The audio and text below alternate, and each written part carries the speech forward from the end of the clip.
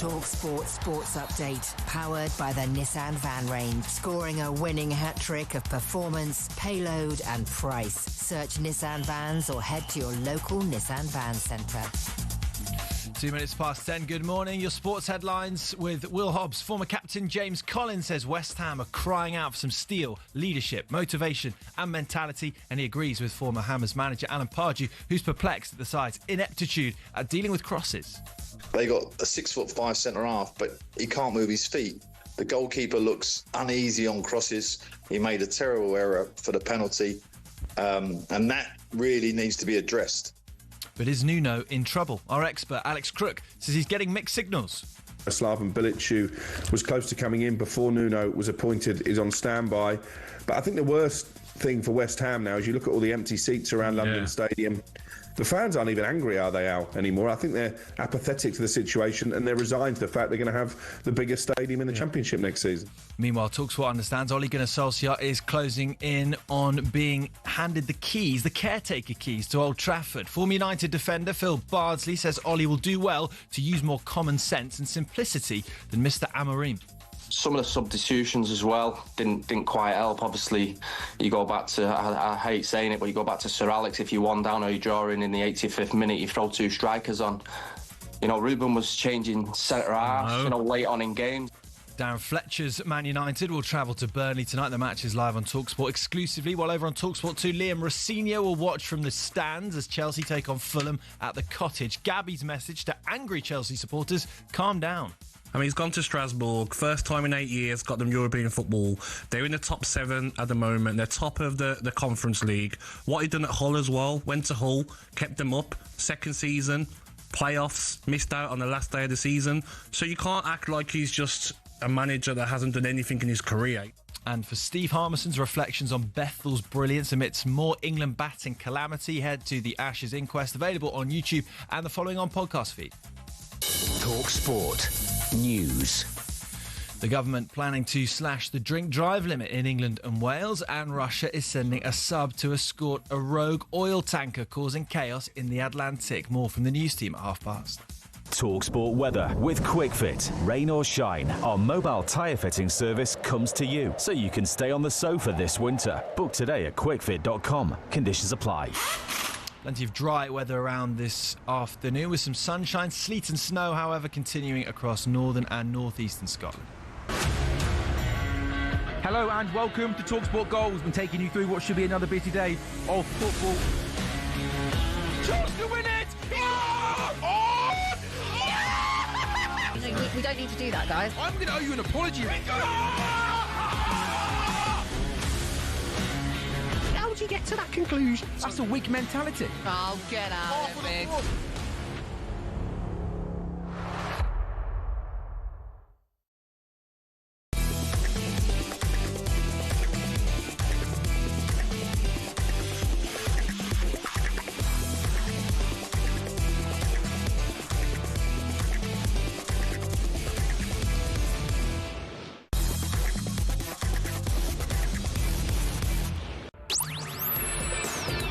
Good morning, everybody. You're listening to Jim White, Simon Jordan and Danny Murphy, and we are live on talkSPORT. So West Ham beaten by Nottingham Forest, falling 7 points adrift of safety. Do they now have 1 foot in the Championship?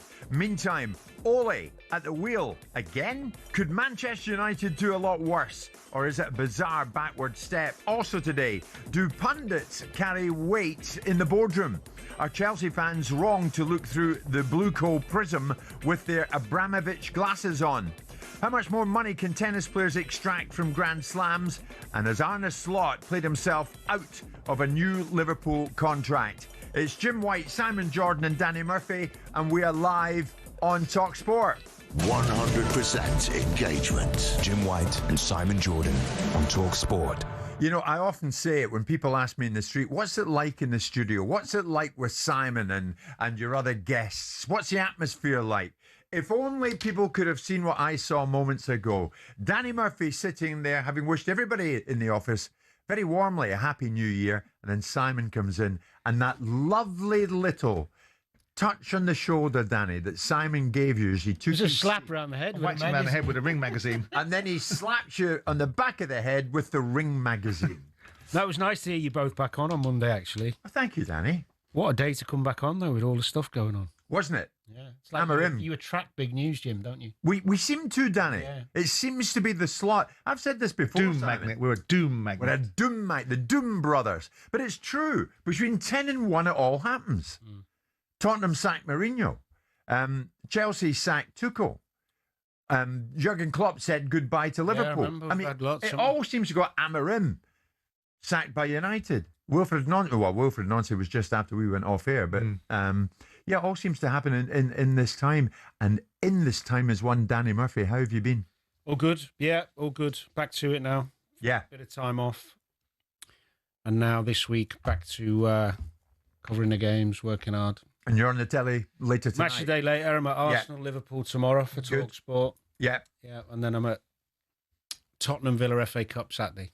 Yeah. Big game for Tottenham, that one. It is back, Simon. I mean, it never is really away for any length of time over Christmas and New Year because of the number of games. But tonight is seismic. One game last night, and of course, it had plenty of meaning, and Nottingham Forest came away from the London Stadium with all 3 points. What do you think, Sam? Do you think West Ham now have more than 1 foot in the Championship? Yeah, I do. I have done for some time. I mean, I don't like to ever judge a team or an individual or circumstance by one game or 2 or 3 games because people are very guilty of doing that. But there's nothing about West Ham that gives you any confidence. This was a game that they had to get something out of. They really did. And being 7 points behind, and like they said, they were talking about it on TNT last night with Rob Green and Michael Dawson, about the fact that West Ham got to win 3 games in a row. They haven't won 3 games in a row in 3 years. So how are they going to suddenly do that now? Yeah. Forest got to win. By hook or by crook, they got to win, and it was an important win for them to get. And there's nothing about West Ham at this moment in time, from the fans' attitude towards the club, through to the players that they're purchasing, through to their on-form performances, through to the players that are departing because they're playing on a pay-by-game basis, that gives you any feeling that West Ham or anywhere else but relegation. Yeah, I tried to get a hold of David Sullivan, club owner, this morning. He's a busy man. Maybe get a hold of him in the course of the morning. We'll see where that goes. Certainly, from Nuno Espirito Santo's point of view, post-match, it was a case of, I'll speak, but it'll be short and sweet. We have to keep believing that we can have a good run. We can have a good run and change things. I believe. I think today we did enough to win this football match. Well, maybe they did, but they didn't win it. I mean, Danny, the short and the tall of it is it a retrievable situation? Simon says it's not. It's unlikely, because the point Simon made, but they have to keep fighting. The one thing they've got in Jarrod Bowen is someone who can go on a run of scoring goals and being a match winner, but he's not really getting that much of the ball, enough chances. It doesn't look good for them, but the penalty decision yesterday, which was a bit soft, isn't the reason why they're in this position. They're in an awful position because of recruitment, because of management, because of poor in-game management at times I've seen as well. They've been too negative. Everything's gone badly for him since he's gone in there, really. It's a big mountain. 7 points when you're in that bottom 3 is hard. You're looking up. Every game becomes massive. And as Simon said, they don't look like they're going to win games. They don't look like they're playing well enough to win games. Yeah. I mean, you can't lose to the 2 biggest, besides Burnley, the 2 teams around you that you can't lose to are Wolves and Nottingham Forest. I mean, Wolves can't beat a rug. And they've just beaten them 3-0. Yeah. And then you've got the bounce back, the reaction. We've just got beat by the worst team in the league. We've just got beat by a team that can't win a game. We got beat by a team that was being forecast not being able to win all game season. Yeah. Got them, they beat us. The bounce back. The bounce back was to lose at home to Nottingham Forest. Yeah. I mean, I don't think Nuno is not the answer. I don't think that the answer is to fire Nuno. You don't? No, I don't. I mean, to sack him, to what end? To sack him? To replace him by whom? And give them what? Nuno Espirito Santo is an experienced, whether you like him personally or is irrelevant. As a manager, he's a capable operator that has proved his credentials at Nottingham Forest previously, has proved his credentials, ironically, at Wolves in previous instances, and is more than capable of giving West Ham an opportunity to get out of it, but he's got to be given a better group of players. Yeah, but Simon, do you not think Sullivan and Brady have got to be seen to do something in what is a desperate situation? Sure, they've got to get better players in there, and that's what they're supposedly doing.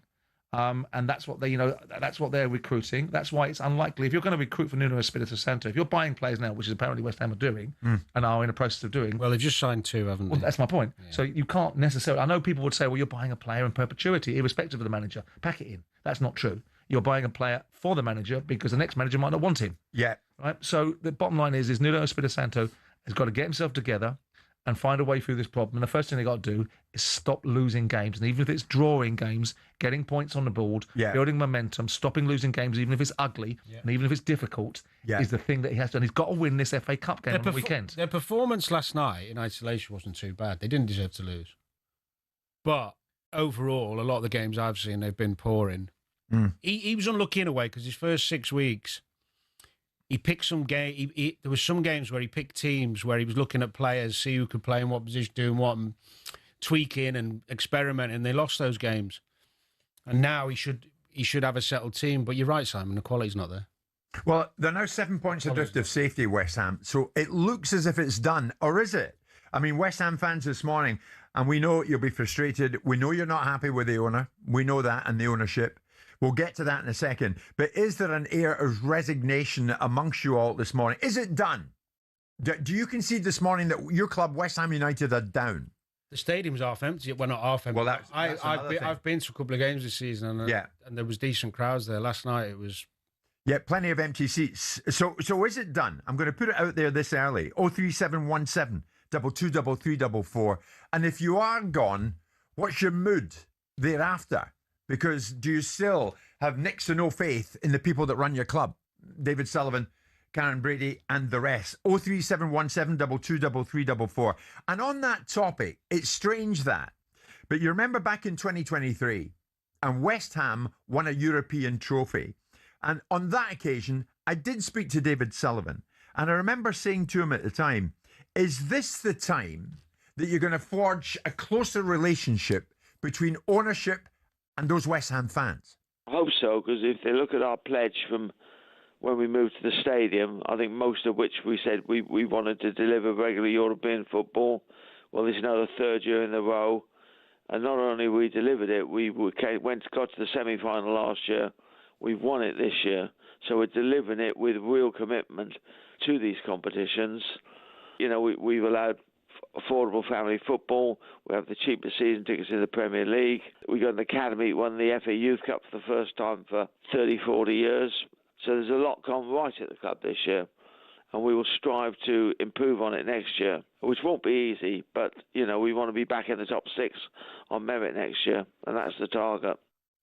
So that was Sullivan then. Where are you now at regards him, the ownership and your club? 3 years on from their Conference League success, why was that a springboard for decline as opposed to a springboard for success, if you like? Give me a call. Are you as good as gone this season? 03717 223344 81089.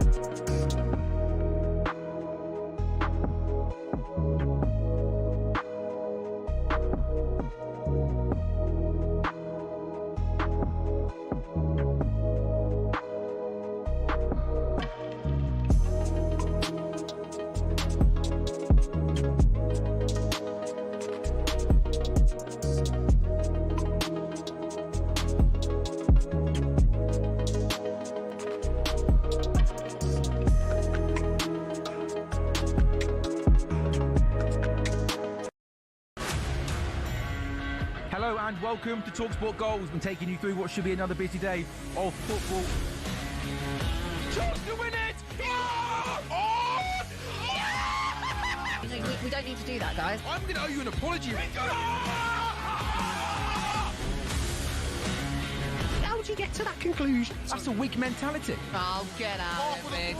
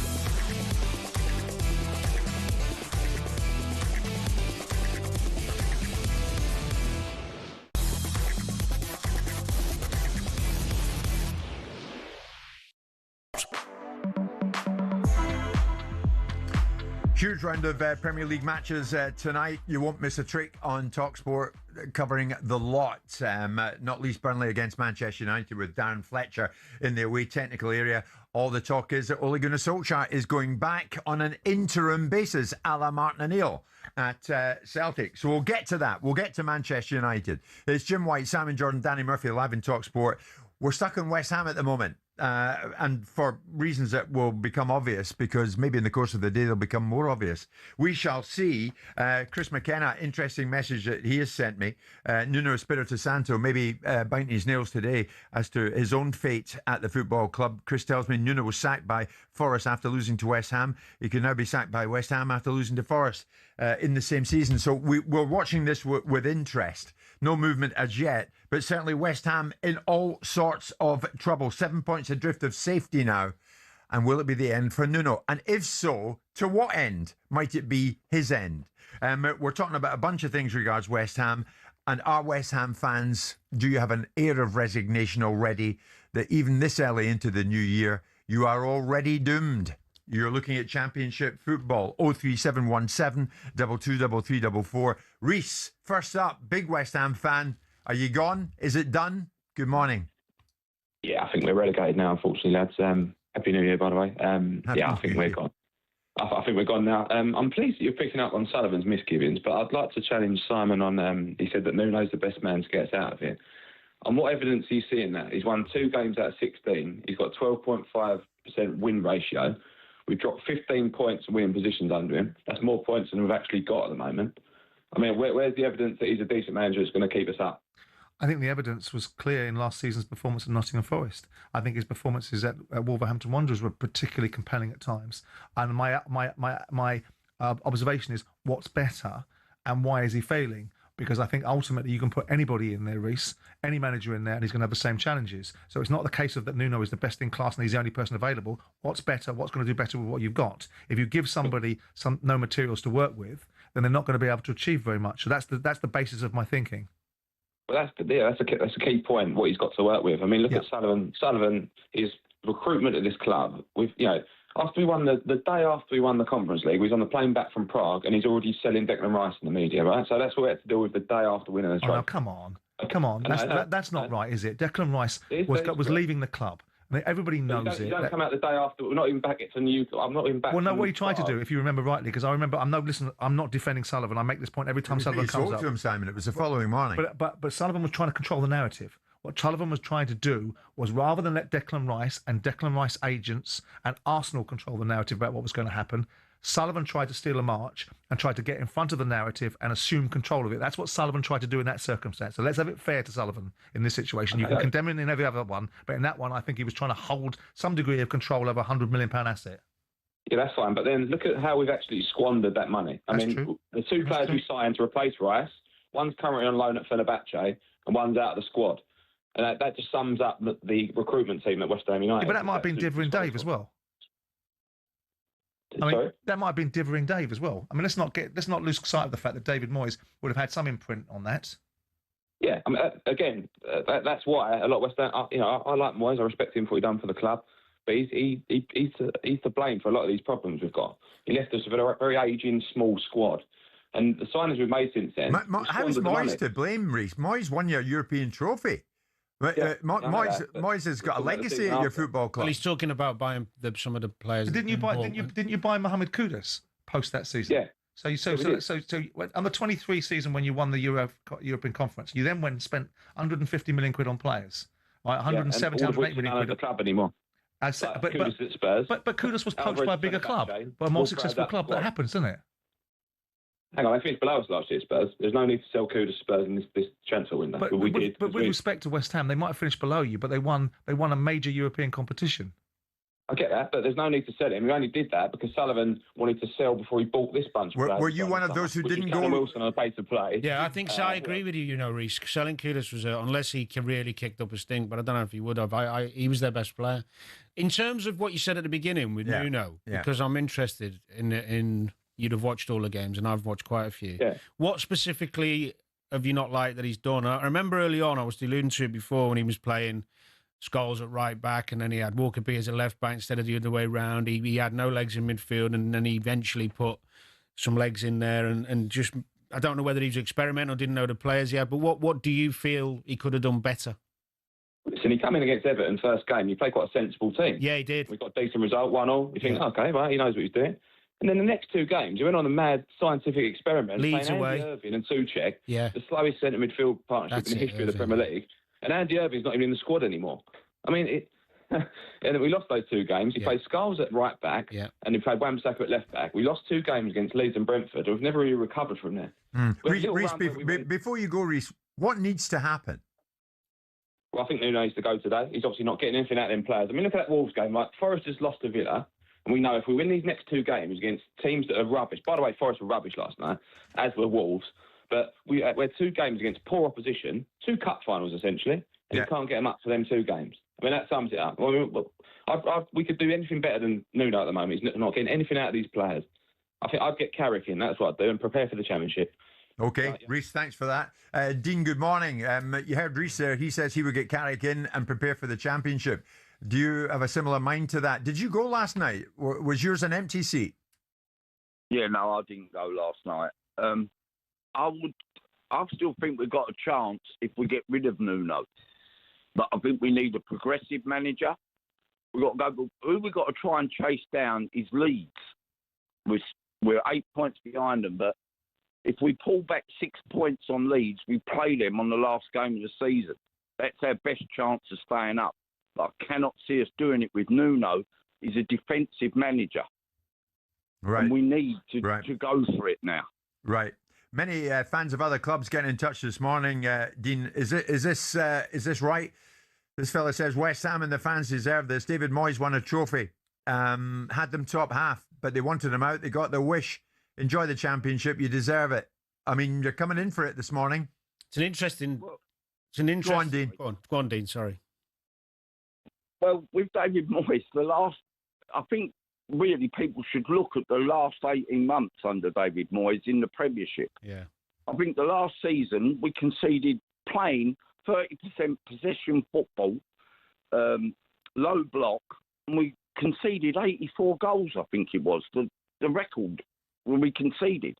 So this was on the writing was on the wall while the last 18 months of David Moyes. Right. This has just continued all the way through. And Reece is saying, goodbye, Nuno, get Carrick in. Do you go with that? Anyone that goes for it, any manager that's going to go, our best chance is to try and get near Leeds because of that last game of the season. Okay. Danny, is that what they need? Someone whose coach going to go for it? Well, I understand the sentiment. My belief, from my own experience and also years of watching other teams survive and fight their way out of trouble, is that comes from a really stable, solid back line. And you got to nick points before you start going after. If someone goes into West Ham and goes on the front foot and goes after the team, they're done. They have to get back to some clean sheets, nicking a few points, then nicking the odd win. Set plays, they've got some big lads, and fight their way back. You're not going to do it by turning on a switch of high-energy attacking football that then steamrollers teams. They don't have the players to do it. I mean, if Nuno his speciality is being a defensive manager, why are we not seeing the results, the produce of that on the pitch? Lack of quality. Set plays is a huge problem for them. They've conceded more than anybody else. That's sometimes not the manager. Sometimes just that confidence goes from those players, but the luck doesn't go with you, and everything just, when you're down there, gets worse and worse. So was Graham Potter not the problem either? The problem's on the pitch. It's always a mixture. It's always a mixture. But playing squad management. But Graham Potter created a downward trajectory. Yeah. That was going further and further down. And a negativity in the fan base. And a negativity in the fan base that wasn't, it was already there because they're waiting for an opportunity to have a go at the owners. So it doesn't take much for them to do so. And I understand their point of view of look at the last 18 months under David Moyes. But Yeah. David Moyes has gone into Everton with no real financial support in Everton besides a new owner coming in the summer, taken them away from relegation at a canter last year and put them 12th from the table. They're 14 points above West Ham. I don't think they've had massive investment. They've had a few players. They brought Jack Grealish in on loan. I get it, right? But they haven't spent huge amounts of money. They haven't spent as much money as West Ham. No, they haven't. And West Ham are sitting with 14 points and Everton are sitting with 28.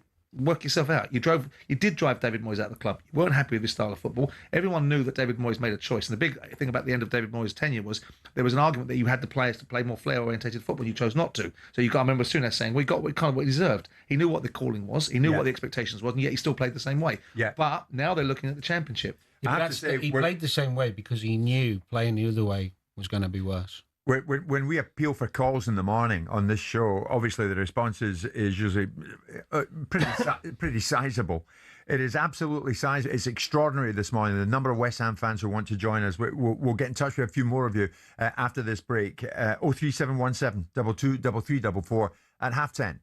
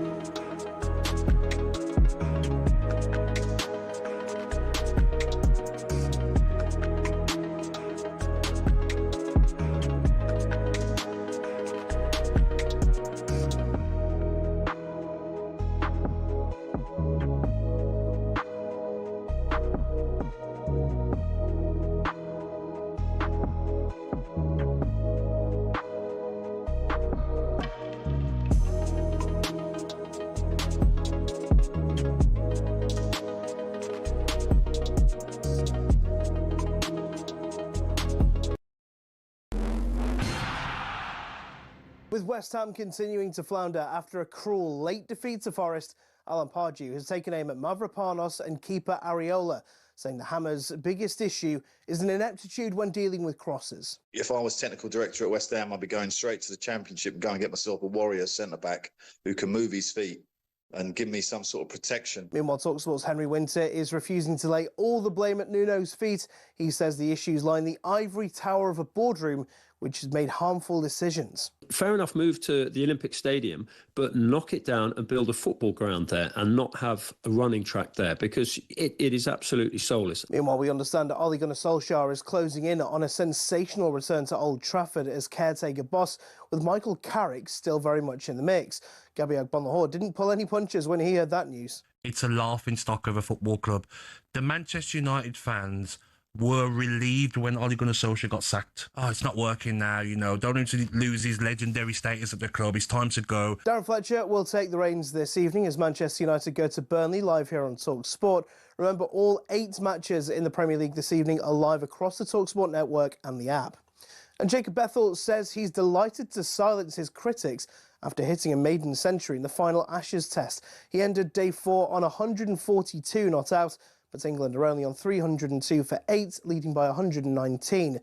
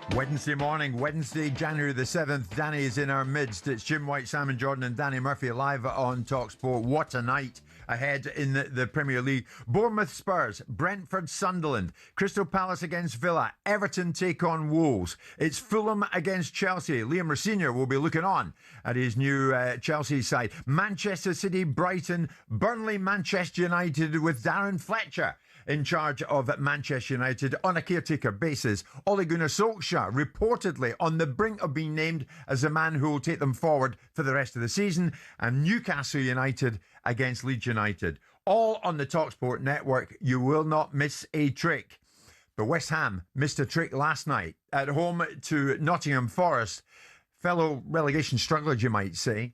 But now there's a bit of distance between Forest and West Ham because West Ham lost the game by 2-1. Somewhat unluckily, but that goes out the window. They lost it. End of. And now they're struggling.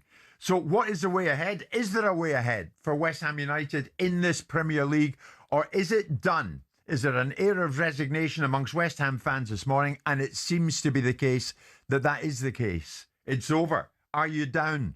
Is it the Championship you're looking at next season? Many West Ham fans in numbers like I haven't seen here at talkSPORT calling in this morning. 03717 223344.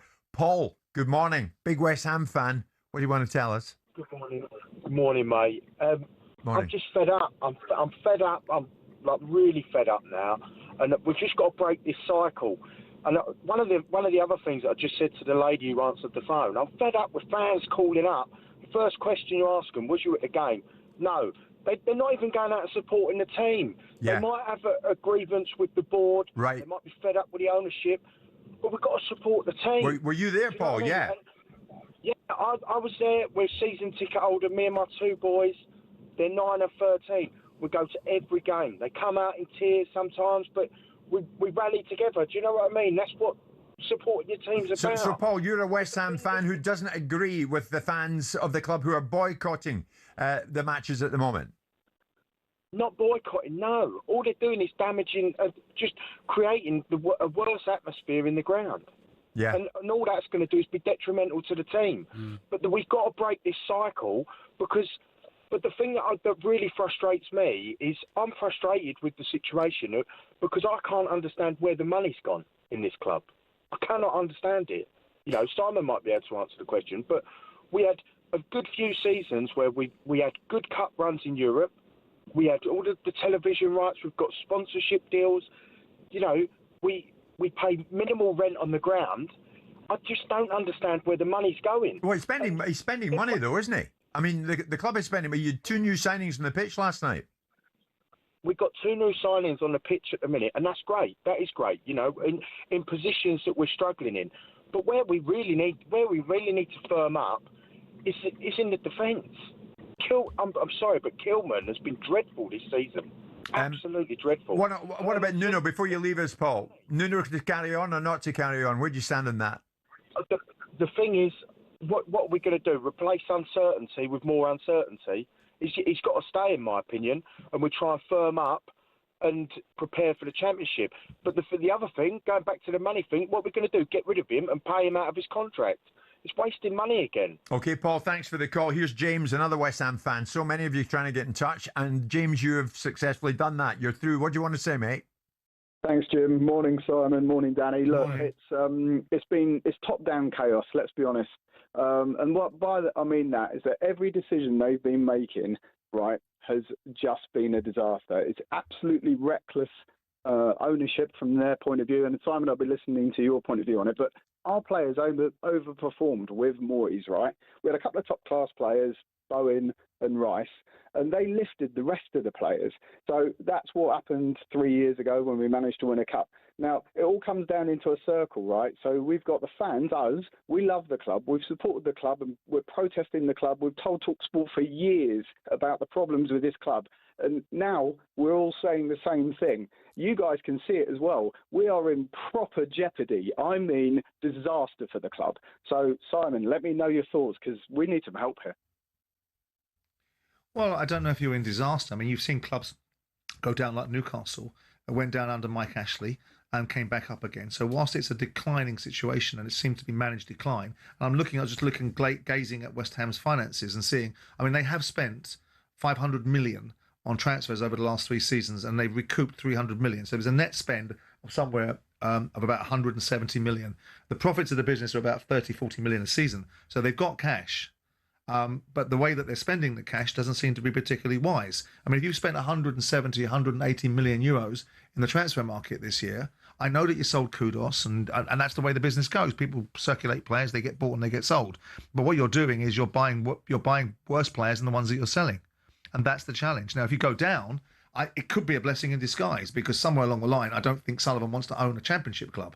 Now, whether that drives him into a situation where he takes a view on selling it, and that's what a lot of people want, which is better ownership, a different ownership. It's never been popular. David Sullivan, David Gold and Karen were never popular from the outset. That was compounded by their move to the London Stadium, because they did it in a way that people didn't agree with and they didn't give people what they wanted.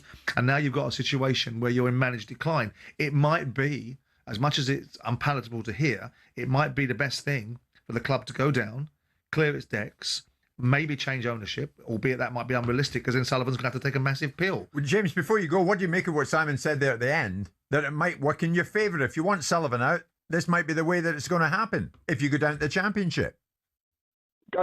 Back to a rebuild again. I've got to say that we've got to relook at the club from the top down. It's the owners, Simon, because you look at the one consistent in the West Ham through the years is the owners have been making ridiculous decisions every single point. So if we don't do that, then there's no point in going to rebuild, because they'll just do the same ridiculous. But it's been a long time, hasn't it? I mean, every owner, without wanting to cut across you, I remember Terry Brown. I remember sitting opposite Terry Brown in the playoff final of 2004 when we beat you, and watching Terry Brown and watching the attitude of West Ham fans to him, and watching the team that you had on the field, and watching the team that got relegated when you got compromised with the signings of Carlos Tevez and Javier Mascherano, because you had third-party ownership challenges and got sued by Sheffield United. That ownership had a problem. Then you had Magnussen. You had a problem with him. Now you've got a problem with Sullivan and Gold, or with all due respect to David Gold not being here anymore, but Sullivan. And now you've got a Czech billionaire that owns the post office that can't deliver mail. What are we talking about here in terms of the football club and its expectations? I mean, most people, with respect, and I know you guys hate to hear it, most football club owners in London would have taken that move from the Boleyn to the London, or what I call the Taxpayer Stadium, because it was there to be done. Now, the only thing they could have done was perhaps done it better and integrate it more as a football stadium than just an athletics track that has the problem and the challenges behind it. But everyone would have done the move. But the problem is, people don't take to David Sullivan. And I know this is not going to be something you like. The Birmingham fans didn't take to him either. But the Birmingham have been in decline up until the last 18 months with Tom Brady coming in there and his guys for many, many years post-Sullivan and Gold's ownership. So whilst you don't like them, football clubs have often been better off by Sullivan and Gold being in there. Birmingham were. And then when they left, the club fell apart. Okay, James, listen, thanks for the call. Rob, take us to the break at 11:15. What do you want to say, mate? I mean, are you staring the championship in the face now? Yeah, we are. Long-term faithful, as you know. Good to speak to you all. Morning. The simple facts are the manager can deal with the situation in training and up till they cross the line of the pitch. The players have got to deal with it on the pitch. Take responsibility. There was one point in that game last night when you knew we were going to lose, and that was when the goal was disallowed. I watched the players. I don't just watch the game. Their heads dropped, and they basically quit. After that, it took over and beat us. And as Brian Clough said, it don't matter what you do. If you score more goals than the other team, you'll win. We've got tactical coaches on the side for God knows what else. They've probably even got one that tells you how to wipe your backside. The simple fact is that they have got to sort it out. The players get together and say, come on, lads, we're all professional footballers. Let's get out on that pitch and let's pull our socks up and get on with the job. Well, that's a great point, Rob. And I've got Danny sitting beside me here. Danny, are the players at West Ham's disposal capable of galvanising and getting the club out of this situation? They have got some quality in forward areas, and they are capable of better than they're showing. That's for sure. Now, that doesn't always happen by words and meetings. It's deeper than that. It's work ethic in training. It's everybody's got to be on board. It can't be 3 or 4. Ultimately, West Ham's problem over the last couple of years, when you break it down, I've just been looking at all the signings the last couple of years. Whoever the owners have put in charge of recruitment have failed, and they've failed badly. Too many of their signings have failed. There's hardly any successes. And that's the same at every football club. You know, even Wolves plummeted at the bottom. Okay, they did sell their best players, but they did buy new ones. And they spent decent money. But they spent it on players who've never played in this league, who are learning on the job, struggling with their form. West Ham's signings have failed. Yeah. As one or two decent, but generally on the whole, in the last 2 years, West Ham's recruitment has been crap. And coming up next, away to Tottenham Hotspur, home to Sunderland, away to Liam Senior's Chelsea. Simon, finish this off for us. If you're a West Ham fan this morning, is there anything to give you any degree of optimism? Well, they don't want any optimism because they want doom, because that's what they're steering towards. They don't want to support their team. They want to spend their time telling everyone how much they loathe the owners and how much they don't want to attend and how much they want to boycott. And that's a significant proportion of the fan base. They don't all want doom. Not all of it, no. Not all of the fan base, but a significant proportion of them do, because we're seeing them either come on this show or demonstrate outside the stadium. They've still got a little bit of hope. They've got a little bit. What they've got, their hope is that Nottingham Forest are crap for the rest of the season, or Leeds. And Leeds are crap for the rest of the season, because they're not going to do it on their own. They can't operate in a vacuum, because it needs Forest to decline, it needs Leeds to decline. And the irony of Leeds is they've got themselves together. Farkas changed his system, adapted to the circumstances. He's got himself together, and Leeds are now a very difficult side to beat. They're nicking points off the top sides. They're beating the top sides. It'll be interesting to see if Leeds can sustain, because if Leeds can sustain a decent level of 0.8 points per game, they're staying in the division. If Forest can do the same, they're staying in the division. Less than a point in the game. West Ham have got to get a point in the game plus. And Leeds tonight at Newcastle United. We'll get to that, but that's another game you can hear live in the talkSPORT network. Coming up next, Ole Gunnar Solskjaer at the wheel at United again.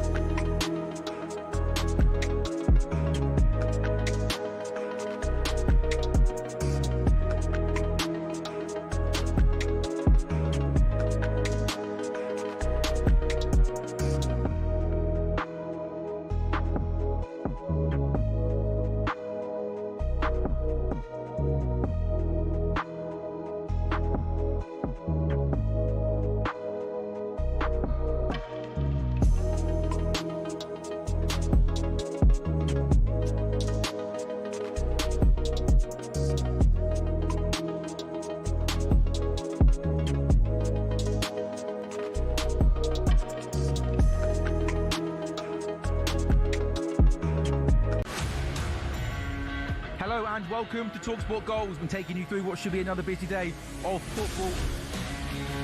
Chance to win it! We don't need to do that, guys. I'm going to owe you an apology. How would you get to that conclusion? That's a weak mentality. Oh, get out of it.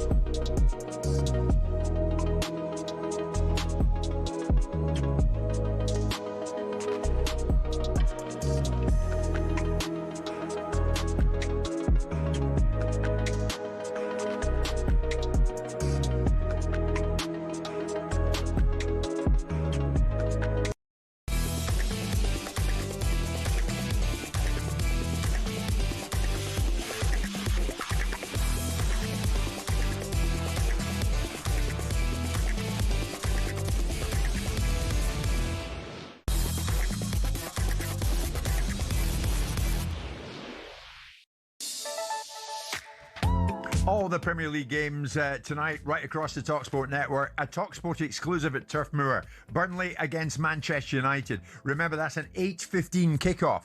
All different, these kickoff times. 7:30, 8:15. Arsenal, Liverpool tomorrow night, 8 o'clock. Anyway, that's by the by. But Burnley against Manchester United tonight, a talkSPORT exclusive, and it's an 8:15 kickoff.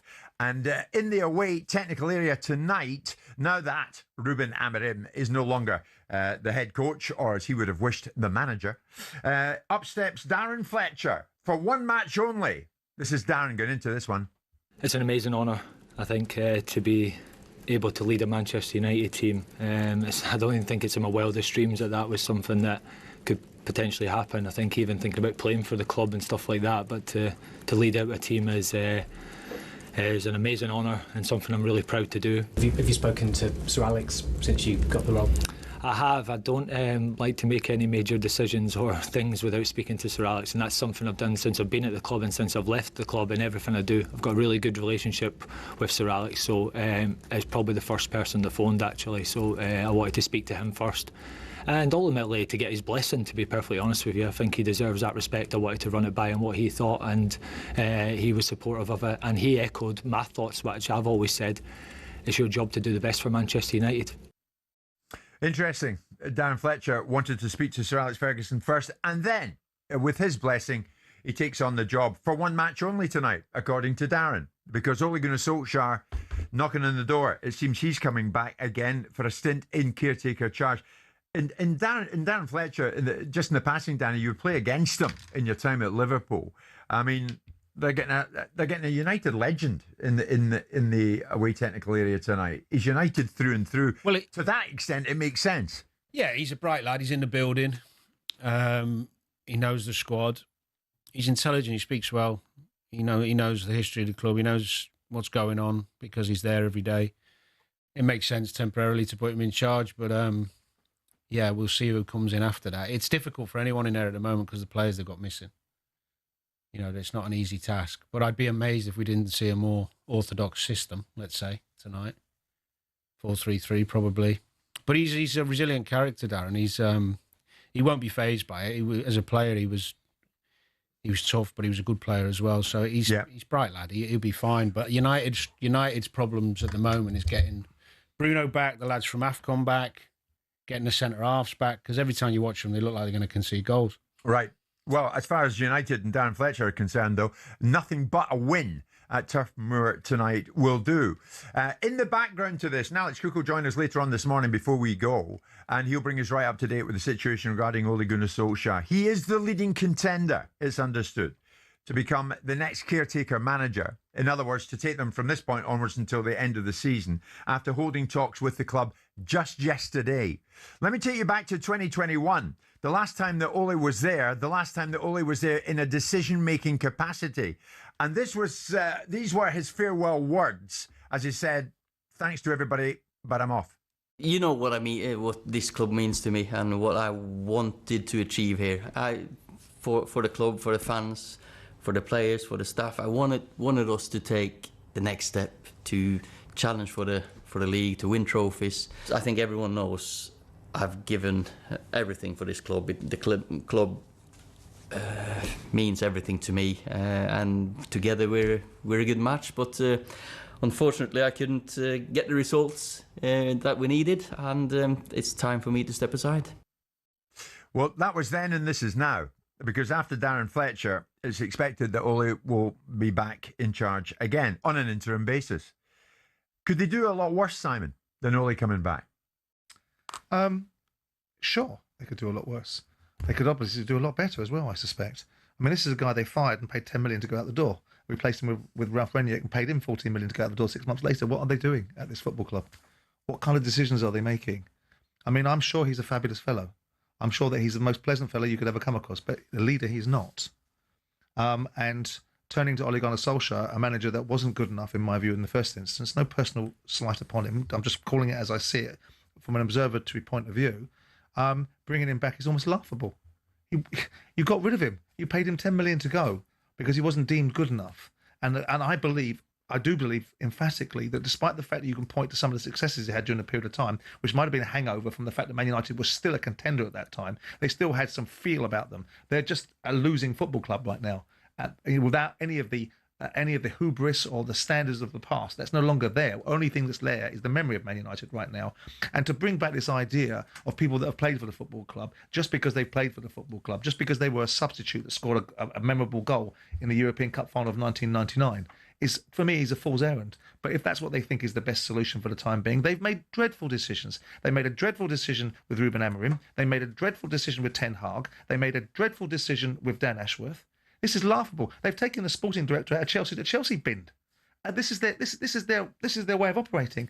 And you would expect better from Manchester United. I would expect better from Jim Ratcliffe. But I'm surprised at the people they've got around him. You know, we can target Jason Wilcox and people of that nature, but you have to ask, are these people the best in class to make the decisions? It's one thing having very commercially minded people like Ed Woodward and Richard Arnold that can run commercial operations. It's another thing having people that are football savvy, and they don't seem to have it. I mean, if you're going to run around as Jason Wilcox inquiring of Chelsea whether they can buy Cole Palmer, it's laughable. It's not serious. But Chelsea ain't going to sell Cole Palmer. United need unification at the moment. They need to come together. So why not bring back one of your own? They're doing that for one night only tonight. Yeah, in Fletcher, but that's different. And then they bring in Solskjaer, who is loved worldwide by every United fan. Well, I don't know if that's true. I concur with some of what I do believe. There's logic in bringing back someone associated with the club, because one thing United need right now is the fans to be on board. Why don't you get Roy Keane in? I said, how did you know I was going to... On Monday night, I said Carrick would be more sensible than Solskjaer. Managerial experience, very clever guy. He's not failed there before. Bringing back someone who's failed is bizarre. Keane would galvanise. And it's a temporary... It's not so... And he wouldn't be phoning Alex Ferguson for advice, I can assure you. Well, that's why they wouldn't go to Keane, I don't think, because the Fergie thing. But Keane would be great, because the fans would just be ecstatic. He's got that energy and that character and that leadership. Fear factor. But I'll put this to both of you. Did Solskjaer fail? Yes. When you look at the ones who came and went, and he did better than a lot of the others. Ten Hag left the building, or if we're on the subject of money, with 10.5 million. Yeah. Ranić left with 14. Yeah, that's absurd. Well, forget the amounts of money. Before that, Mourinho. What did he get up to? Van Gaal. What did he get up to? But they won things, and they all won a Man United were closer. Solskjaer got them second. I know, and that's what you'll point to at one particular time, but the decline post that. But Solskjaer picked up other people's team. Solskjaer got the job because Marcus Rashford scored a goal against PSG. Simon, back-to-back top four finishes. At a different time. And the decline post, I think the legacy of Solskjaer is the decline that's been seeded and the opportunities other managers have had to inherit. I think that Ten Hag would have been a better manager. Have you got something against Ole? I've got the sole reason of having something against him. I have a major objection to mediocrity being rewarded. I think we reward mediocrity in society too easily. I think he was a very decent player for Man United, prepared to be a substitute his entire career. That tells you something about a player. The fact he's given a job, he's a very personable fellow. I know that at one point he was actually going to come in here and talk to us. He won't now because obviously he's got potentially the Man United job. So he's got no issues with the things I've said. He might not like them, and I have no issue with him. But I think you've got to call it as you see it. But you're harder on him than you are with any of the others in this conversation. I slaughtered Ten Hag. I was the first person to say when that suit don't fit him, and I got ridiculed for it. We both said he wasn't the man. Wasn't the man for the job. I said it from the get-go. It's easy to be negative, and I understand that. I tried to understand Amorim. I thought to myself, there must be some method to this madness. At the end of it, there was just madness. There was no method, right? So you have to give people a benefit of the doubt. But I watched Ole Gunnar Solskjaer. I looked at him and I thought, no, this is not. Look at that interview. I've got to be honest with you, as a commercial man, that exit interview was pathetic. That's not the utterings of a leader. That's the mutterings and splutterings of an emotional person wanting to thank everybody for the failure that he's had and the £10 million he's disappearing with. Do you know whoever comes in, whether it be Solskjaer, Carrick, Keane, whoever, it really is so easy to improve this team. If they go to a 4-3-3 with two holding midfield players to protect the back, whoever the two centre halves, if you play Bruno as a 10, let him work his magic because you know what he can do, and then you've got the front three. With Mbeumo, Cunha, Sesko, Fernandes, 6 behind those 4, United have got a chance to top 4. Okay. Danny, you're telling us how easy it would be if they play a certain formation. Yep. We'll get to that. Let's stick with this.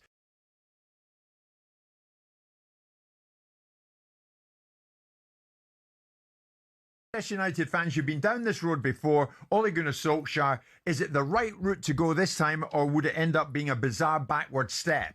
Give us a call, 03717 223344. You'll get the impression, as I do, Simon's not really having him.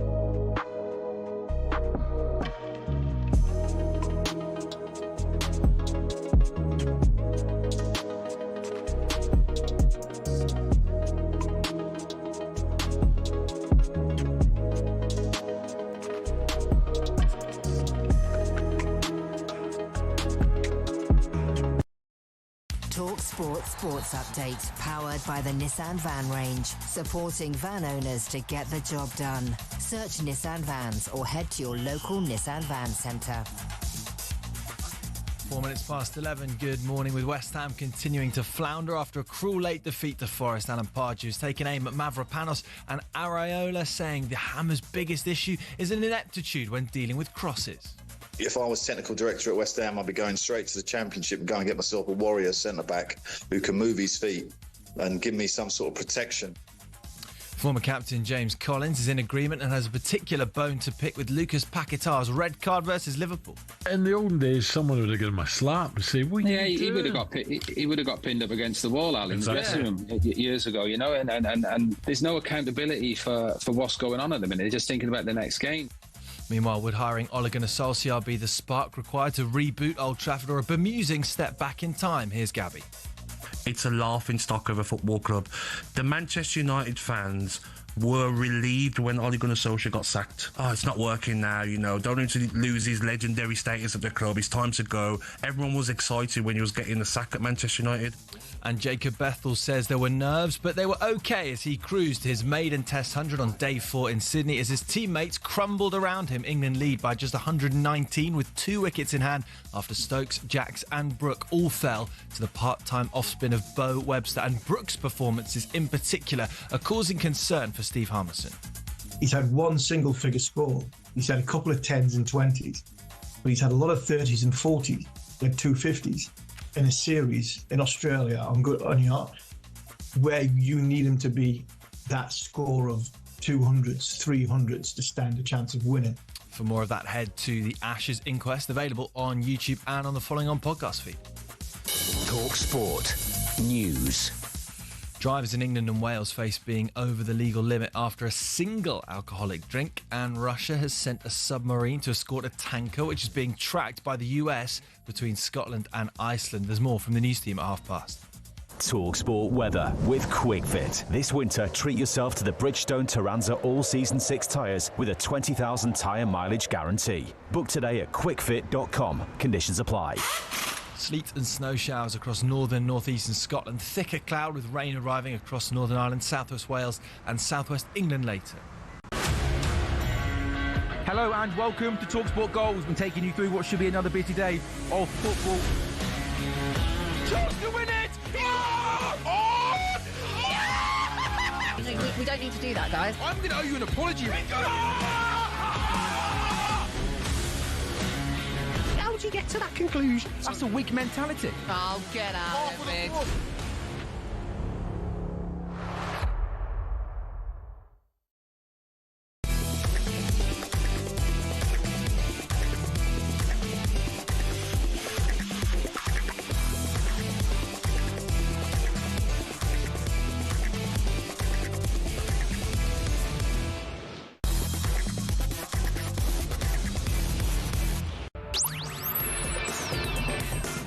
Good morning, everybody. It is Jim White, Simon Jordan and Danny Murphy this Wednesday morning, Wednesday, January the 7th, and we are live on talkSPORT, coming to you live on your TV as well, even Prime Video, wherever you want to watch us, you can watch us live. And good morning to the many who are doing that on a regular basis. I'm delighted to say between 10 and 1, Monday to Thursday. Jim White, Simon Jordan with you during those hours. Danny alongside us this morning, and what has been a seismic week, of course, behind the scenes. Manchester United sacked Ruben Amorim. Darren Fletcher takes charge at Turf Moor, Burnley tonight. Burnley against Man United. That's a talkSPORT exclusive. Thereafter, is it going to be Ole Gunnar Solskjaer moving into the hot seat? It would seem it would be the case.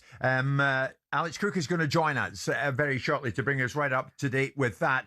And Liam Rossini will be at Craven Cottage tonight to watch his new charges Chelsea take on Fulham. But Liam not in charge tonight as he watches on, having left, of course, Strasbourg in France yesterday for the very last time, said his goodbyes. And now Gary O'Neill has been confirmed as the new man in charge of Strasbourg. But Strasbourg fans very unhappy at the way that this has been handled, and very unhappy those at the top of Chelsea. And we're going to be speaking to one of the lead fans there down in that part of France. He's going to join us later on this morning. In the meantime, we are talking Manchester United. In the meantime, we're talking about the prospect of Ole Gunnar Solskjaer being back in charge on an interim basis. In the meantime, I want to pin Simon on something I heard as we went into the break. Did you say that Manchester United made an inquiry about Cole Palmer? Well, I heard a rumour, yeah. That was one of the conversations that were had. I mean, obviously, this industry is beset with gossip, isn't it? Yeah. The two commodities are gossip and money. So I heard that conversation. But it leads me to a conclusion about, I worry for Jim Ratcliffe and Glazers about what they're going to do next, because you look at Man United and you think to yourself, right, Ineos is getting hemorrhaging money in all their businesses left, right and centre. So are they going to put any more money in Man United? Man United need a rebuild. They need more money being spent on their playing squad, irrespective of how much they've spent already. Who's going to put that in? The Glazers are not going to put it in. They've got £1 billion of a debt in there. So what they need to be doing is looking at the best-in-class decisions to be made. And I look around them and I go, you can't help but look at it and go, someone that's so successful in Jim Ratcliffe in every other area, the appointments, whether it's Brailsford, whether it's Ashworth, whether it's Ten Hag giving him a new contract when you've decided to review him, and then not only just keeping him, but giving him a new contract, and you get into the Ruben Amorim situation, and you talk about the finances of Man United, saying they're going to run out of money a year ago, all that sort of stuff. It looks to me like a catalogue of errors. And then you look at the people that are around them, and the people they've got. And I worry that the decisions that are being made by the so-called football people that are advising the non-football people, the commercial animals that are giving them the money, are the ones that are really helping Man United go forward. Right. Because you look at Ed Woodward, very clever commercial operator, terrible football operator. You look at Richard Arnold, probably the same. The football operator, not great. You now look at the next situation, which is Jim Ratcliffe coming in to straighten out the football operation, and all he's now being attributed with is being mean-spirited and suppressing the wage bill by taking out bonuses to stewards. Okay, well, away from the field of play, it's a bit of firefighting at the moment. Darren Fletcher has got the fire extinguisher tonight at Turf Moor. Thereafter, it looks like Ole Gunnar Solskjaer is going to be taking the reins. Alex Crook will bring us up to date with that very shortly. But United fans listening this morning, would that be the right step at this time or a bizarre backward step? Stephen's a big United fan. Stephen, sorry to keep you. What do you want to say on Ole? Are you having that? Good morning, Simon. Good morning, Jim. Morning. I think Simon and Danny are wrong this morning. I don't normally go against what they say. I think they're both very knowledgeable when it comes to football. But I think Ollie's the way to go for now. I don't think there's anybody out there, really, at the minute, that could come straight in and try and change our fortunes around. Because I must admit, I bet it's a pretty bleak place at Old Trafford at the minute. I go on Saturday with my lad to watch the Brighton game, and I hope it's a better atmosphere than it has been the past few weeks. But we need someone to come in and try and galvanise the team, because I think Amorim's just destroyed a lot of people's... Both Simon and Danny said Solskjaer failed, Stephen. Do you think he did? Yeah. No, I don't think he failed. I think he was let down by the board, certain players, because obviously Romelu Lukaku was a big baby. Pogba was a nightmare. Rashford has always caused problems for every manager he's had. Personally, in my opinion, and I didn't want Solskjaer to be sacked when he was sacked. I thought he should be given a bit more time. I know the results were shocking. You know, the Watford result wasn't great. But if you look at the last 14 months that the club's allowed Ruben Amorim to do, then I don't get why some of them were sacked, because Amorim's destroyed the club, really. Would the I understand your points, and I think Ollie will do better than Amorim. That's my view. But if you look at someone like Carrick or someone like Roy Keane, who've both managed, both United legends, that did that. Don't want Roy Keane for a start. Pardon? I wouldn't take Roy Keane. Would you not? No. Do you think you're in the minority or the majority with that, though? I think I'm probably in the minority. I don't agree with. Me personally, I don't like Keane or Gary Neville anymore. Can't watch Manchester United when they're commentating. I'd rather put it on mute. I'd rather listen to you commentating on a Manchester United match. Oh, yeah, but you're a man of taste, though, Stephen. You're a man of taste. Why is that, just in the passing, that you turn off when you hear Neville and Keane? I think they go overboard. I understand that they're very passionate about the club. Obviously, they are the former club captains, club legends.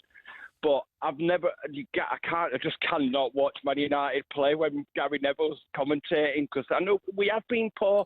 I'm not going to, say we've been brilliant, because we haven't. We've been shocking. Okay. All right. But you give the thumbs up, Stephen, to Ole Gunnar Solskjaer. That's interesting. John's another United fan. John, finish it off for me. You having Ole or not at this particular time? Well, that wasn't my question I was going to ask. Go on. Anyway, respect to Jim, Simon and Danny. I respect 99.9% of Simon's views over the last few years listening to the show every morning. If Simon was in charge of Manchester United now, then I know he talks about the bad things about everybody else or the failures and this and that. But if Simon was solely in charge of Manchester United now, today, who would he go out and appoint, with him being a previous owner to a club? So his mindset is a lot different to the fans. Who would Simon Jordan appoint? All right, well, good question. Let's hear him. Well, I have to say I haven't turned my mind to it. If I turned my mind to it and I was closest when I was the owner of Man United, I would make sure that I had the diligence to make sure the decisions I was making were steeped in substance. If you look at the decisions that are being made, they don't seem to be steeped in substance. I mean, I've heard conversations being detailed that the reasons why Amarin's had a turn is that Jim Ratcliffe has asked Jason Wilcox to go down and speak to the manager about why they're winning games when they play a 4 and they're losing games when they're playing a 3. And the manager's had a tantrum. But you employed a manager. You hired a manager knowing that his predilection was to play a side that set itself up with a 3. So that tells me that the football intelligence that's going on at the very top is being led by the nose by people that aren't at the level that they need to be at. Yeah, but that can't be based just on what you just said, because you know, being the owner of a football club, that if you've got me as your technical director and we're both having a conversation, you've got every right to go and have a conversation with the coach about the simple strategic philosophy that he's employing that's losing games, and then you have a little spell winning games. Well, surely go and ask the question. Correct. But then why not understand the principle of the manager that you've employed? If the manager, if you employ a manager, evolved since you've invented. Well, you haven't seen it evolve. Everybody from the get-go, from the moment Amarin walked through the door, said the systems that he wanted to deploy won't work in the Premier League and won't be successful at Man United. Now, it's easy to be contrarian and obviously critical, because ultimately, as I've said previously, if you get it right, then you were right, and if you get it wrong, no one cares because they're successful. But the idea that the intellectual capital that's being deployed into look at the decisions being made at Celtic, it's perplexing. Look at the decisions being made at Rangers, it's perplexing. Yeah, I agree. Look at the decisions that are being made at Man United. What I'm saying is you can't base it purely on that. No, I don't, but I'm giving that as an example. And the bottom line is, Simon, you would not be having Ole back at this time. So my answer to the question would be, is that I would know exactly why I've employed somebody, exactly what they needed, and I feel that the decisions that are being made by people that are stepping back and letting so-called football operators make decisions and then going back. Look at the decision that was made by Patrick Stewart and Kevin Thirlwell with Russell Martin. I tried to defend it because I thought Russell Martin must have been employed for a reason. But clearly these guys are making bad decisions. So looking from the outside in, what do you think they need now? Well, I'm in the same place as you, which is why I said probably for the interim period while you're looking, giving yourself some time. This season is what it is. You talk about a good football operator, Simon. What is that? Someone knows what they're doing. Somebody with a proven track record of somebody knows what they're doing and owns it, and someone that can, if you can knock down an argument quickly. If someone puts up an argument, what I do tend to do on this show is contradict people and then make them stand their argument. And people say, oh, you're being controversial, you're being argumentative. No, what I'm doing is making you stand up your point. And most of the time people can't stand it up, which means they haven't got much of an argument. So if you tell me you want something and the reasons why you want it and you can stand that argument up, as an owner, you get it. If I employ you for a reason, I know what that reason is. I know what you're going to do. I've got a very good understanding of what you might morph into, and I've got a very good understanding of So in a sentence, what's your message to Ratcliffe if he's listening? Regards, Ole. Well, don't do it. But I wouldn't be doing it. But also I would be looking at someone like a Michael Carrick or a Roy Keane for this period of time. Not because it's easy to go to Roy Keane, not because Roy Keane just embodies the once upon a time fabulous spirit of Man United. Because right now you need to galvanise that football club a bit, and he's a leader. Okay, just gone 11:15 this Wednesday morning, and we're live in talkSPORT with Selco, where the trade goes.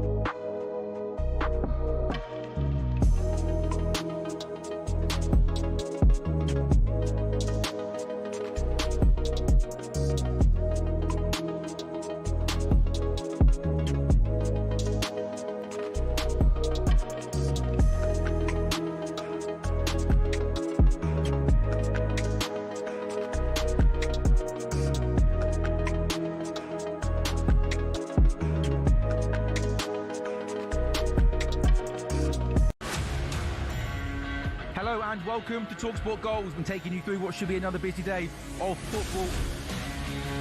Chance to win it! We don't need to do that, guys. I'm going to owe you an apology. How would you get to that conclusion? That's a weak mentality. Oh, get out of it.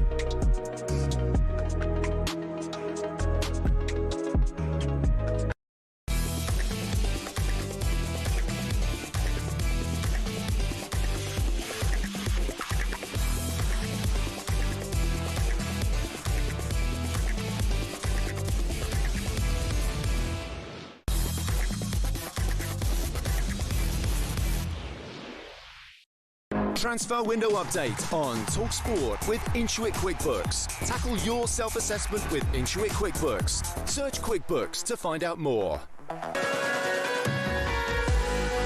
Simon and Danny are alongside me. No better time to get an update in the transfer market with the clock ticking. It is the month of January after all. talkSPORT's chief football correspondent Alex Crook joins us live. Alex, good morning. Let's start with United. Let's start with Solskjaer. Is he going back on an interim basis? Good morning. Let's say it was fascinating listening to Simon and Danny's opinions on this. I think that very much is the direction of travel. There are face-to-face talks planned with both Ole Gunnar Solskjaer and Michael Carrick, two United legends, two former United managers, although of course in Carrick's case it was only a flinting stint as interim after Solskjaer left the club. And I think it will be one of those. I think it probably will be Ole Gunnar Solskjaer with potentially Michael Carrick coming in on his backroom staff. And I take on board Simon's point really. When Ineos and Sir Jim Ratcliffe came in, they promised a brave new dawn. They promised to, in his words, get Manchester United back to where they belong. This does seem in some ways a step back in time. Okay. So, but United fans we speak to this morning, though, Alex, seem to be suggesting, it seems logical to them.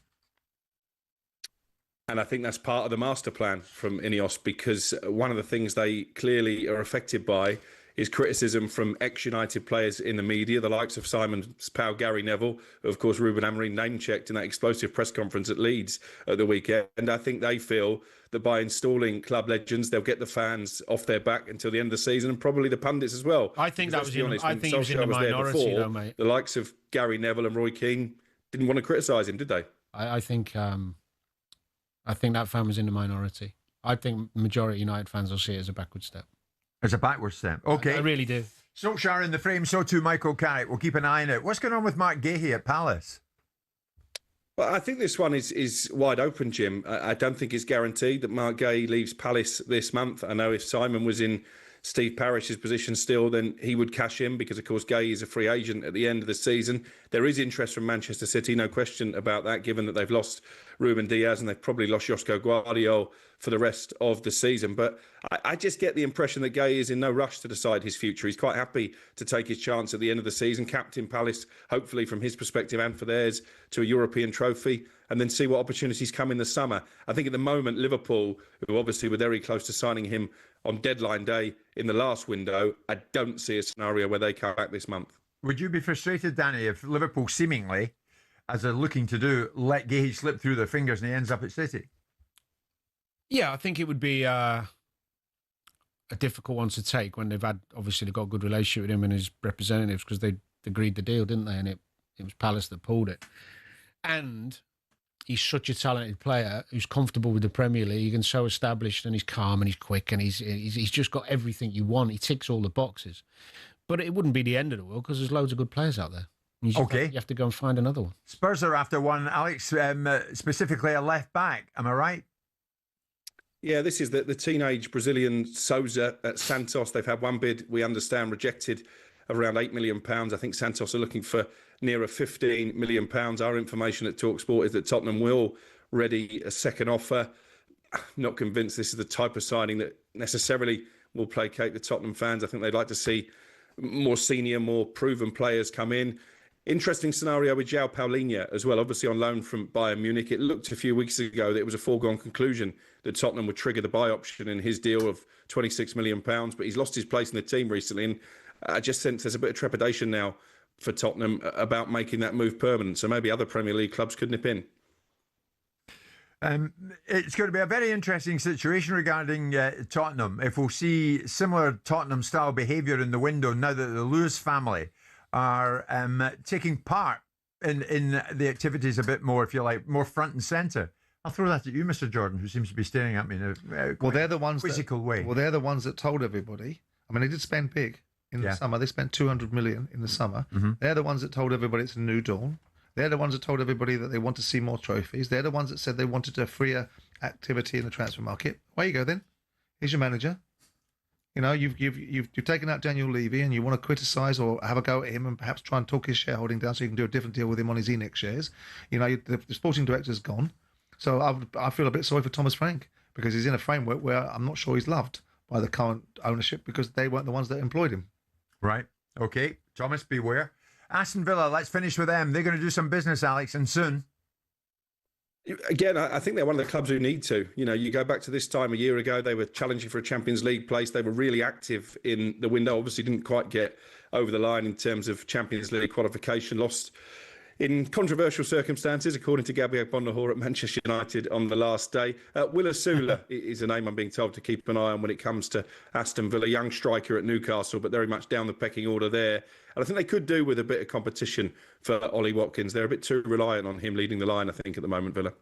You agree with that, Dan? Yeah, I think now's the time to strengthen for Villa. They're in a wonderful position. I remember last year when they could do it with they brought in Rashford and Asensio, didn't they? Gave him a hell of a boost. I know they were both loans, but they could go down that more. I don't know the PSR situation, but yeah, Villa's first 11, 13, 14 players is really good. If they can get a couple in real class, top quality players, gives them a hell of a chance. They've got the manager everybody wants. Yeah. Certainly, in terms of his performance in recent terms, he's exhibited all the characteristics of a manager that's capable of running a football club and producing an outcome on the field. Alex, thanks very much indeed. That was all thanks to Intuit QuickBooks. Search QuickBooks and you will find out more. Transfer window update on talkSPORT with Intuit QuickBooks. Tackle your self-assessment with Intuit QuickBooks. Search QuickBooks to find out more.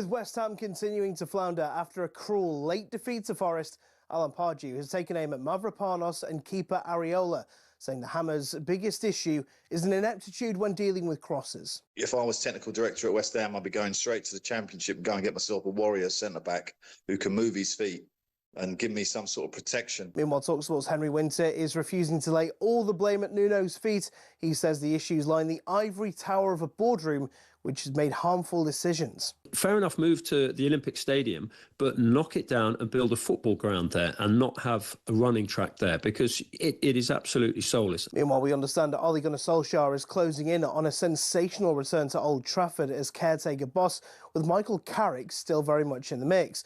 Gabby Agbonlahor didn't pull any punches when he heard that news. It's a laughing stock of a football club.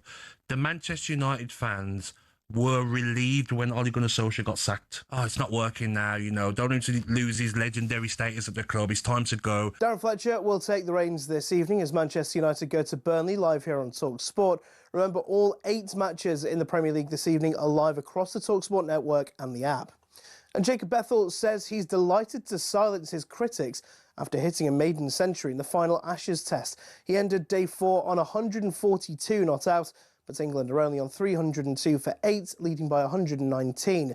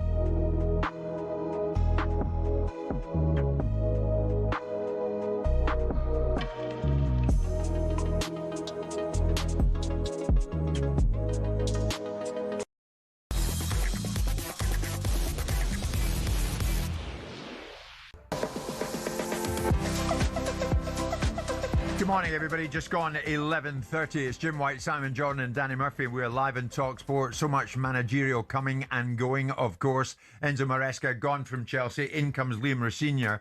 Being reported this morning that Chelsea confirmed the appointment of Rosenior as their new head coach yesterday. They insisted that they paid the market rate for him in compensation to Strasbourg, their sister club, who are also owned by the Blue Co Consortium. And at the top of that consortium, Messrs. Igbali and Bowley. But the very fact that Liam Rosenior has gone from Strasbourg and has gone to Chelsea has incensed many of the Strasbourg fans, and they've reacted angrily to the departure of Rosenior amidst frustrations around being part of this Blue Co multi-club ownership. As he said goodbye, Rosenior certainly wanted to get it over that he really enjoyed his time at Strasbourg.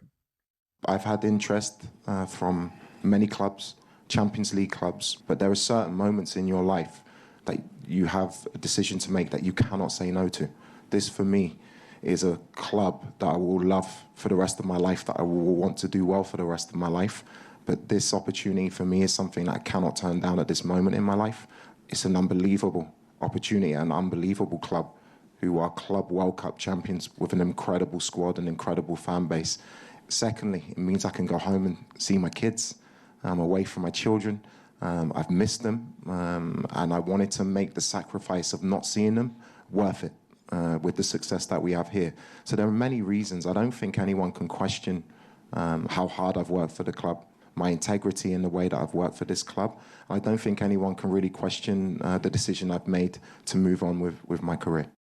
And move on he has done. In goes Gary O'Neill to Strasbourg, and Liam Rosenior will be at Craven Cottage tonight to watch his new side Chelsea in charge up against Fulham, I should say, in the Premier League.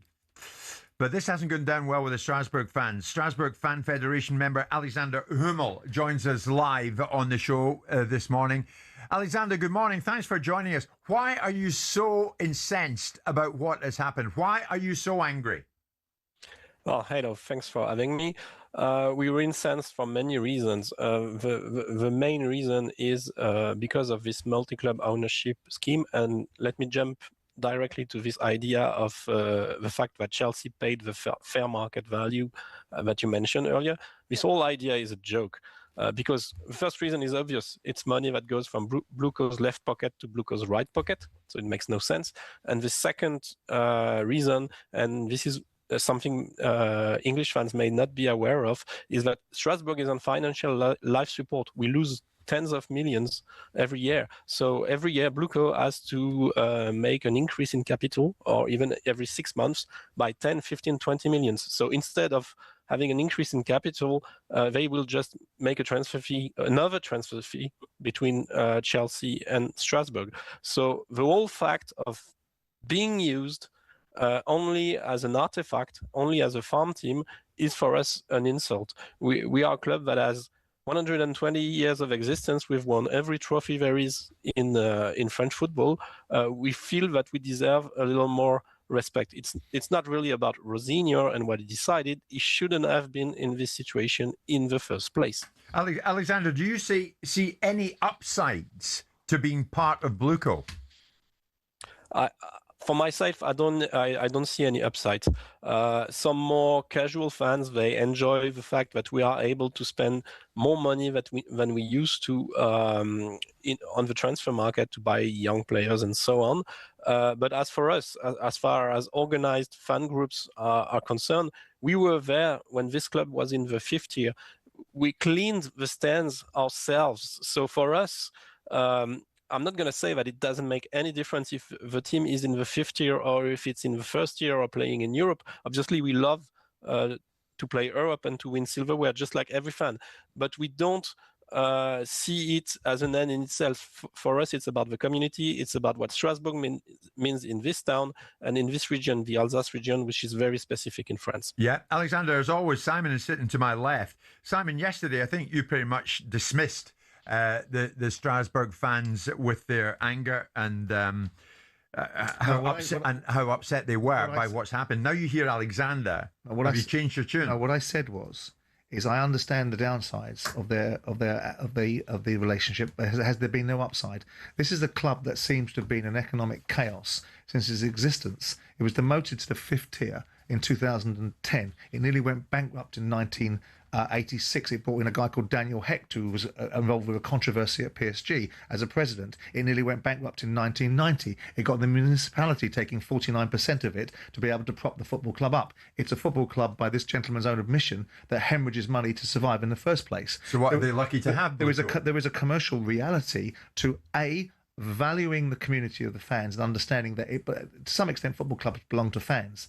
But the economic reality of it is if there isn't somebody that's paying the bills, this club finds itself lurching from one crisis to another. Is that fair, Alexander?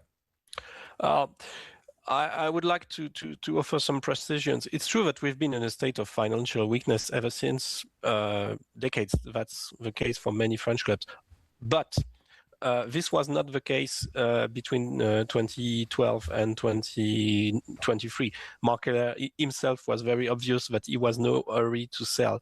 And secondly, the difference I see is, yes, we have a financial situation. The way I see it is that we should spend less so that we do not need to spend someone else's money, rather than get an American group to buy us and use us as a farm team. That's what the German club are doing. We sit close to the border. We see, for example, a club like Freiburg, it's 60 kilometers from Strasbourg.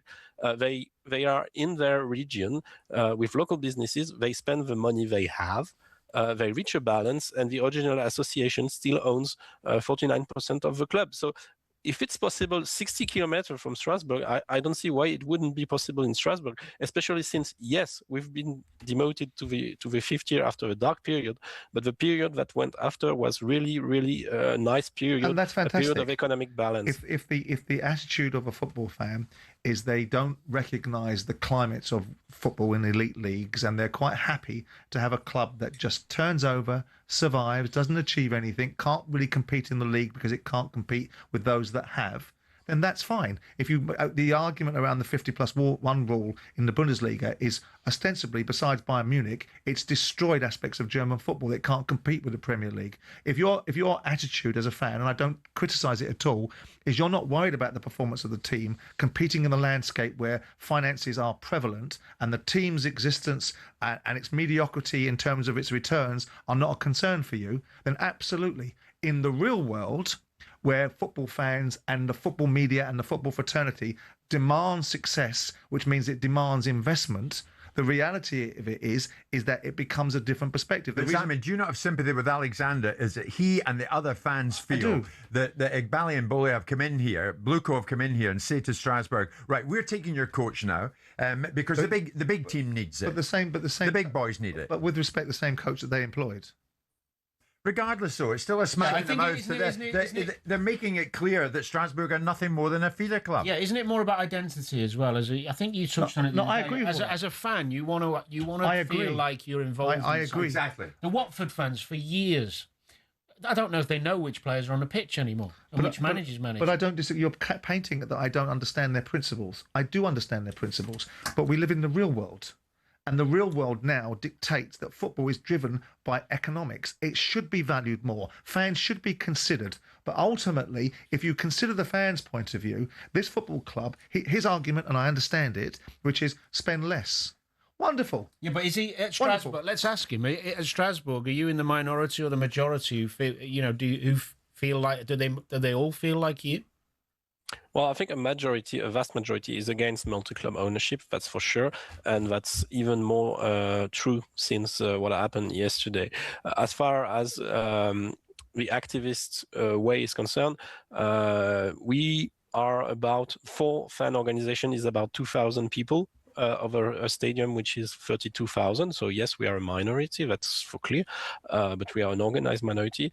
What I do want to say is obviously you wonder about economics, but there's a difference between a sound economic strategy and pure speculation. And right now what we see from Bluco is pure speculation, and that's our fear. And what's happening to us is actually the future. We've been taken over by an American company, by an American private equity fund. They use us as a feeder club.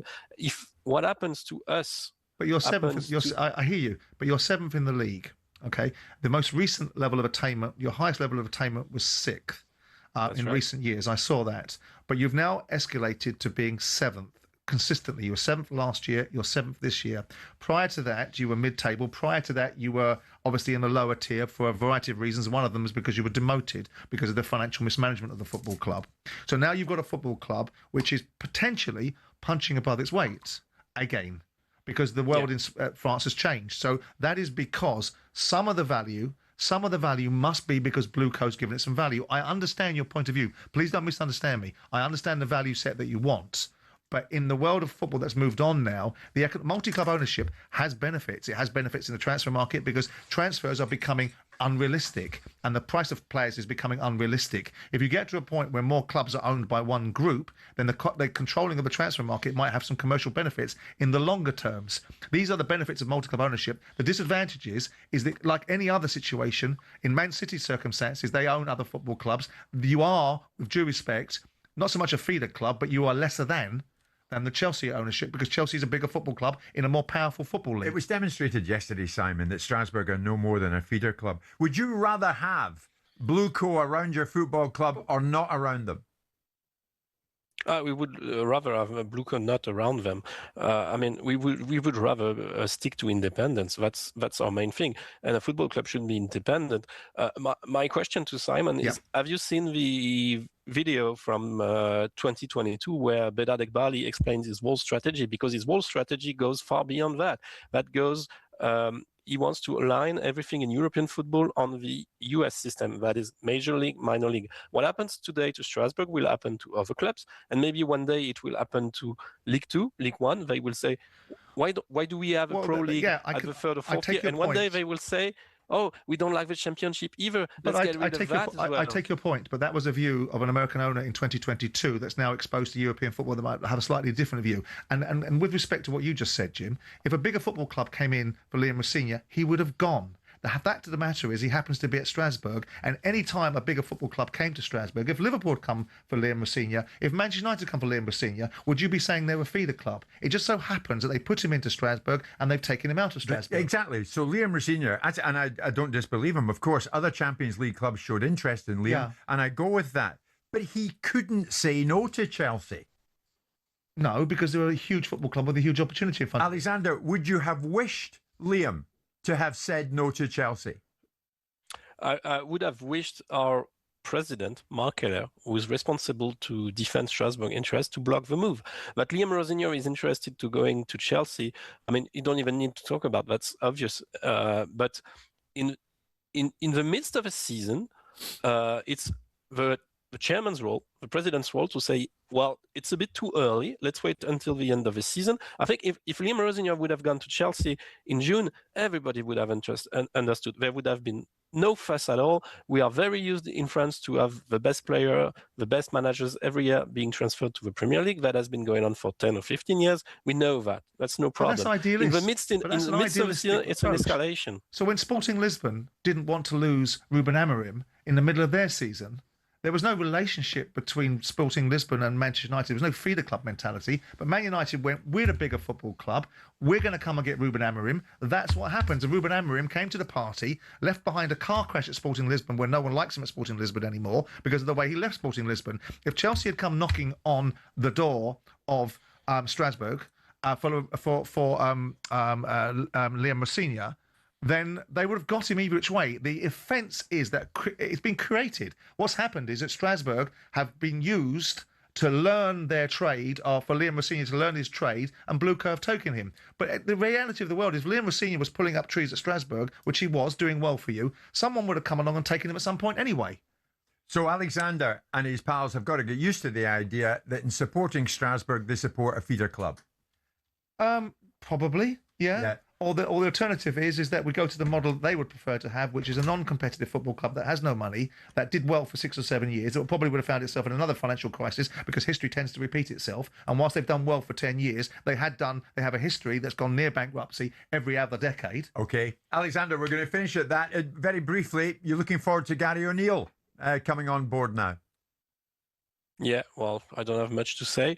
Let's see what he brings. I mean, and let's see when he joins Chelsea. Were you very optimistic? Were you very happy when Liam Rosenior drove? Were you so excited and full of thrills of a championship manager fired by Hull landing in your back garden when Liam Rosenior came? Well, that's what's not a problem, because if you reflect on that, Liam Rosenior actually came to replace Patrick Vieira right in the pre-season, so that was already something quite funny. Yeah. But yeah. Okay. So Alexander Hummel of the Strasbourg Fan Federation, we thank you for your time this morning. We're moving on. It's 10 to 12.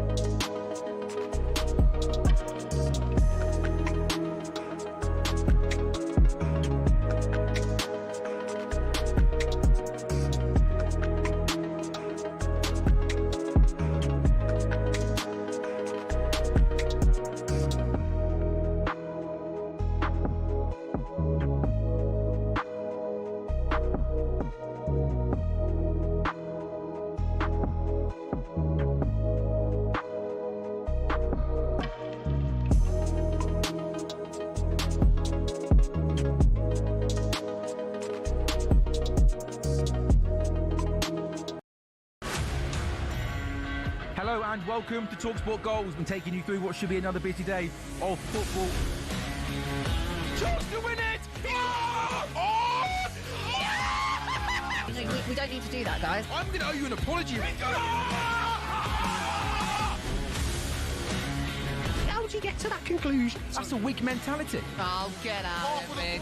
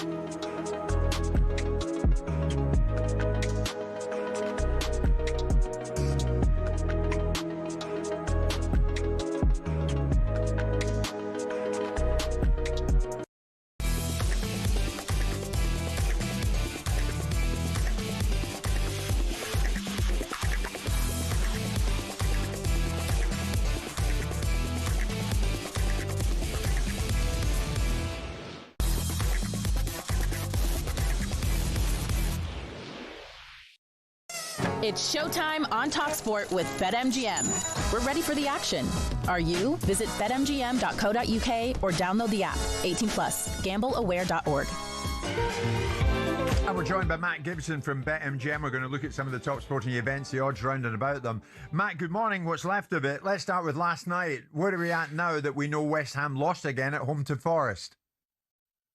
Yeah, morning, fellas. The odds, to be fair, haven't really moved. West Ham obviously still odds on to go down. Forest at 4s, Leeds a little bit bigger at 8s, and we're saying Wolves and Burnley are heavy odds on and pretty much gone. I actually watched all the game last night. West Ham were good in the first half, but when that goal gets chalked off for offside, Jim, you just know how these things go. Forest were pretty poor in the first half, but kind of rejuvenated in the second half. I'm not sure. It maybe, well, you want those penalties to be given for your team, but I thought it was a wee bit soft. West Ham 7 points from safety. Gibbs White will take all the headlines, winning the penalty, scoring the penalty. From what I watched though, lads, I'm really impressed with Elliot Anderson. To be fair, it got us talking in the office today. I'm also a massive fan of Adam Wharton. I've been watching him play for Crystal Palace against us a few weeks ago, and we need a centre midfielder to settle an argument that we're having in the office. Danny, if you're Declan Rice this summer, who do you want stood next to you, Elliot Anderson or Adam Wharton? I'd go for Elliot Anderson ahead of Wharton. I think Elliot Anderson's probably biggest competitor at the moment, probably Curtis Jones, but Elliot Anderson's got the shirt at the minute. He's got a lovely balance between physicality, tenacity, does his defensive work, but he plays forward, he's progressive. I'd just like to see him. Wharton's a good player though as well, isn't he? Who? Wharton's different because he's more unique in the fact he plays that deeper role and stays there. Elliot Anderson's more dynamic, he's all over the place.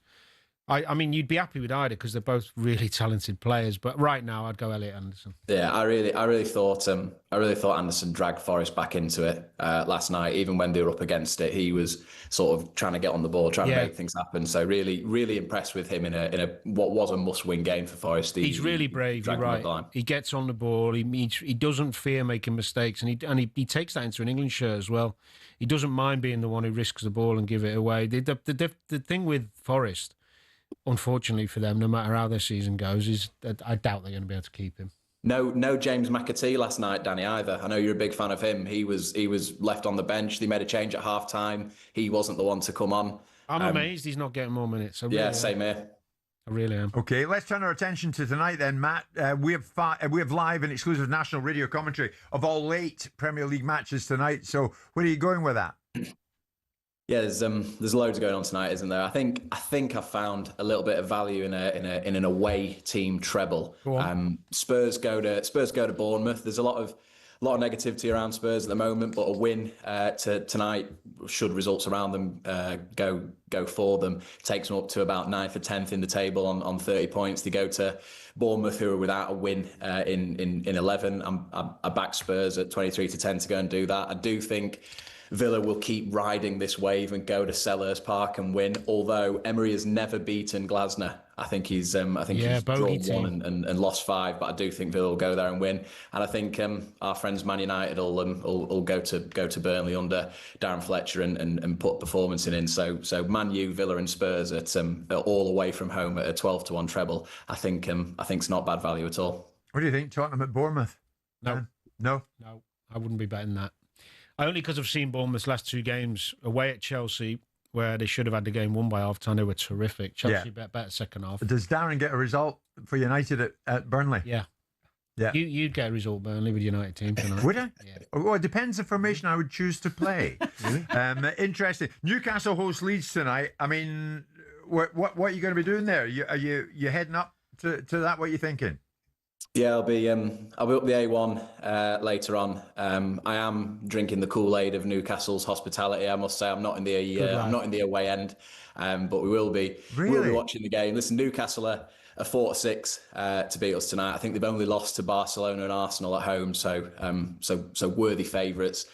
Draws just under 3-1 at 29-10, and we're a big price at 21-5. Is Ampadu back?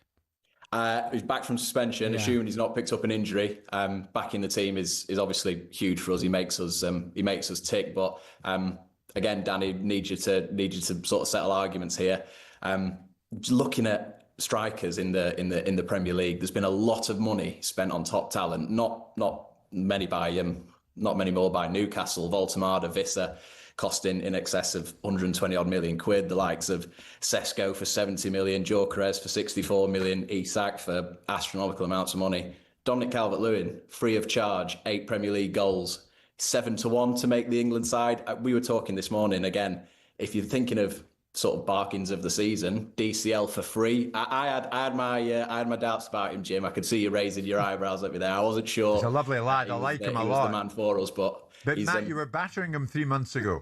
He's proven invaluable, though, isn't he? That's I why see. I'm a football manager. I don't think anyone ever doubted his talent. We know what he is. He's a good box player, strong as an ox, holds it up well, scores goals. But the reason he was free is because he's never fit. Yeah. If he stays fit and keeps scoring for Leeds, he's got a hell of a chance of getting in the squad. But just to be clear, you are not joining the hordes of Leeds United away fans who are making the trip, spending their own money, and going to Newcastle tonight. You're going to be going with Dan Towse, who enjoys any Premier League club's prawn cocktail.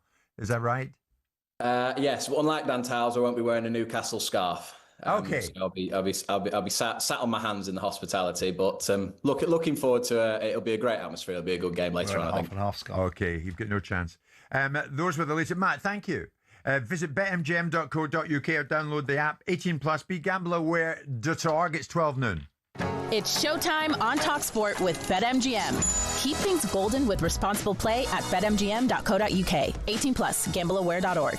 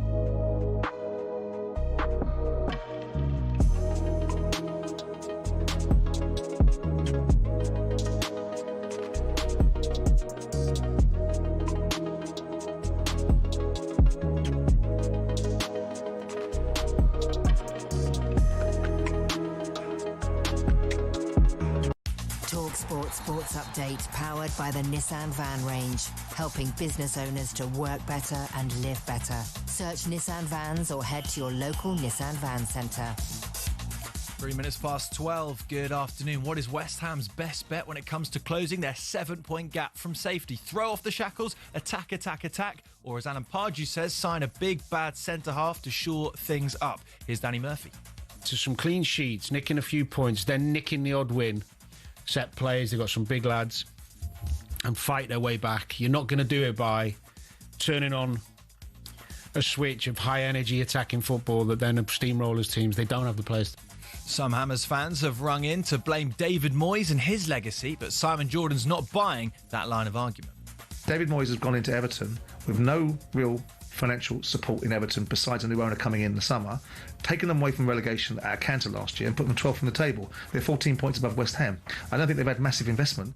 In Man United world, meanwhile, face-to-face talks are planned with Ole Gunnar Solskjaer and Michael Carrick. Michael Carrick is likely to come back on his backroom start.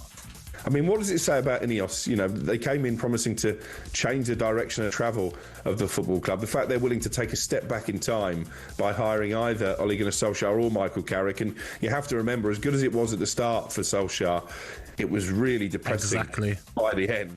Alex Crook there, of course, and Ollie Glasner said Mark Gahey could go in January if the price is right. But Arne Slot hasn't commented. We understand he'd be more likely to go to City. And Steve Harmison says he's worried about the trajectory of Harry Brooks' career after he failed to convert multiple starts this Ashes series. Hear the full analysis now on the talkSPORT Cricket YouTube channel or the following on podcast. talkSPORT News.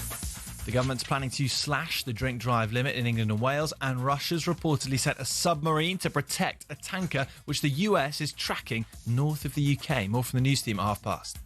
talkSPORT weather with QuickFit.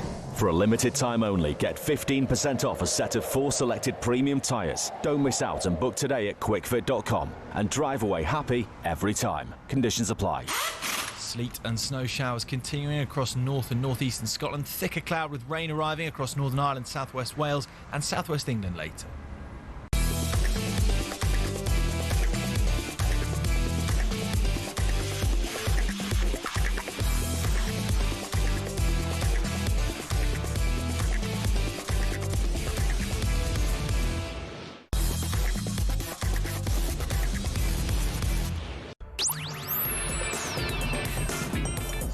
Good afternoon, everybody. 6 minutes past 12 noon this Wednesday lunchtime. This is Wednesday, January the 7th. We are whizzing through the first month of 2026. It's Jim White, Simon Jordan and Danny Murphy, and we are live on talkSPORT. We are whizzing towards a big night in the Premier League, of course. My God, so many big games tonight, and you will not miss a trick in the talkSPORT, in terms of the talkSPORT network coverage. Every single game covered one way or t'other on the talkSPORT network. Bournemouth Spurs, Brentford up against Sunderland. It's Palace up against Aston Villa. David Moyes and Everton go in against Wolves. Manchester City take on Brighton. Burnley, Manchester United. Newcastle against Leeds United. And one of the earlier kickoffs at Craven Cottage. It is Fulham against Chelsea with Liam Rosignol watching on as his club Chelsea go in against Fulham. He is the new man in charge, having signed a 6.5-year deal to take over. It's a deal that takes Liam Rosignol until 2032. But what about the man who left after 18 months in charge at Chelsea? Enzo Maresca. Has he enhanced his elite managerial credentials? Has he damaged them in any way? Simon, Danny, it seems to be that when managers, things maybe not going the way they want, we listen in and we very much interrogate as to what they have said and why they've said whatever it was they did say. And Maresca certainly fell into that category towards the end of his time at Chelsea. As he left, he posted this on Instagram. Every bit as interesting as some of the things he said when he was there. My journey with Chelsea began with the preliminary rounds of the Conference League. I leave with the inner peace of leaving a prestigious club like Chelsea where it deserves to be. He talks about the fan support that he got, support that was crucial, he says, to achieving Champions League qualification, winning the Conference League and winning the Club World Cup. Victories that I will always hold in my heart. And then he says a special thank you to Chelsea and a little blue heart from himself and his family. Amidst various goings-on regards his conduct while he was there, Simon, should the way he exited Stamford Bridge in any way tarnish how he's viewed and what he achieved in his time there? Well, yes and no. I mean, I think he stole defeat from the jaws of victory. I think he had an opportunity. He was given an opportunity by Chelsea because he was a championship manager that had taken the team that were expected to win the league in Leicester out of the championship. Fair play to him. But he was given one of the biggest jobs in world football, Chelsea, as a fledgling manager. He did okay. He won them a World Club Championship, which people will have a view on. Danny will have a view on. But I would suggest that if they hadn't have lost to Flamengo, they probably would have got a tougher draw against Bayern Munich and not won the World Club Championship. Yeah. It did him a favour. Yeah. And they won the European Conference League. He was a strange brew because he spent the entirety of last December telling everybody that the team wasn't ready to win the league. And at the end of the season, then had a broadside at the media for talking down.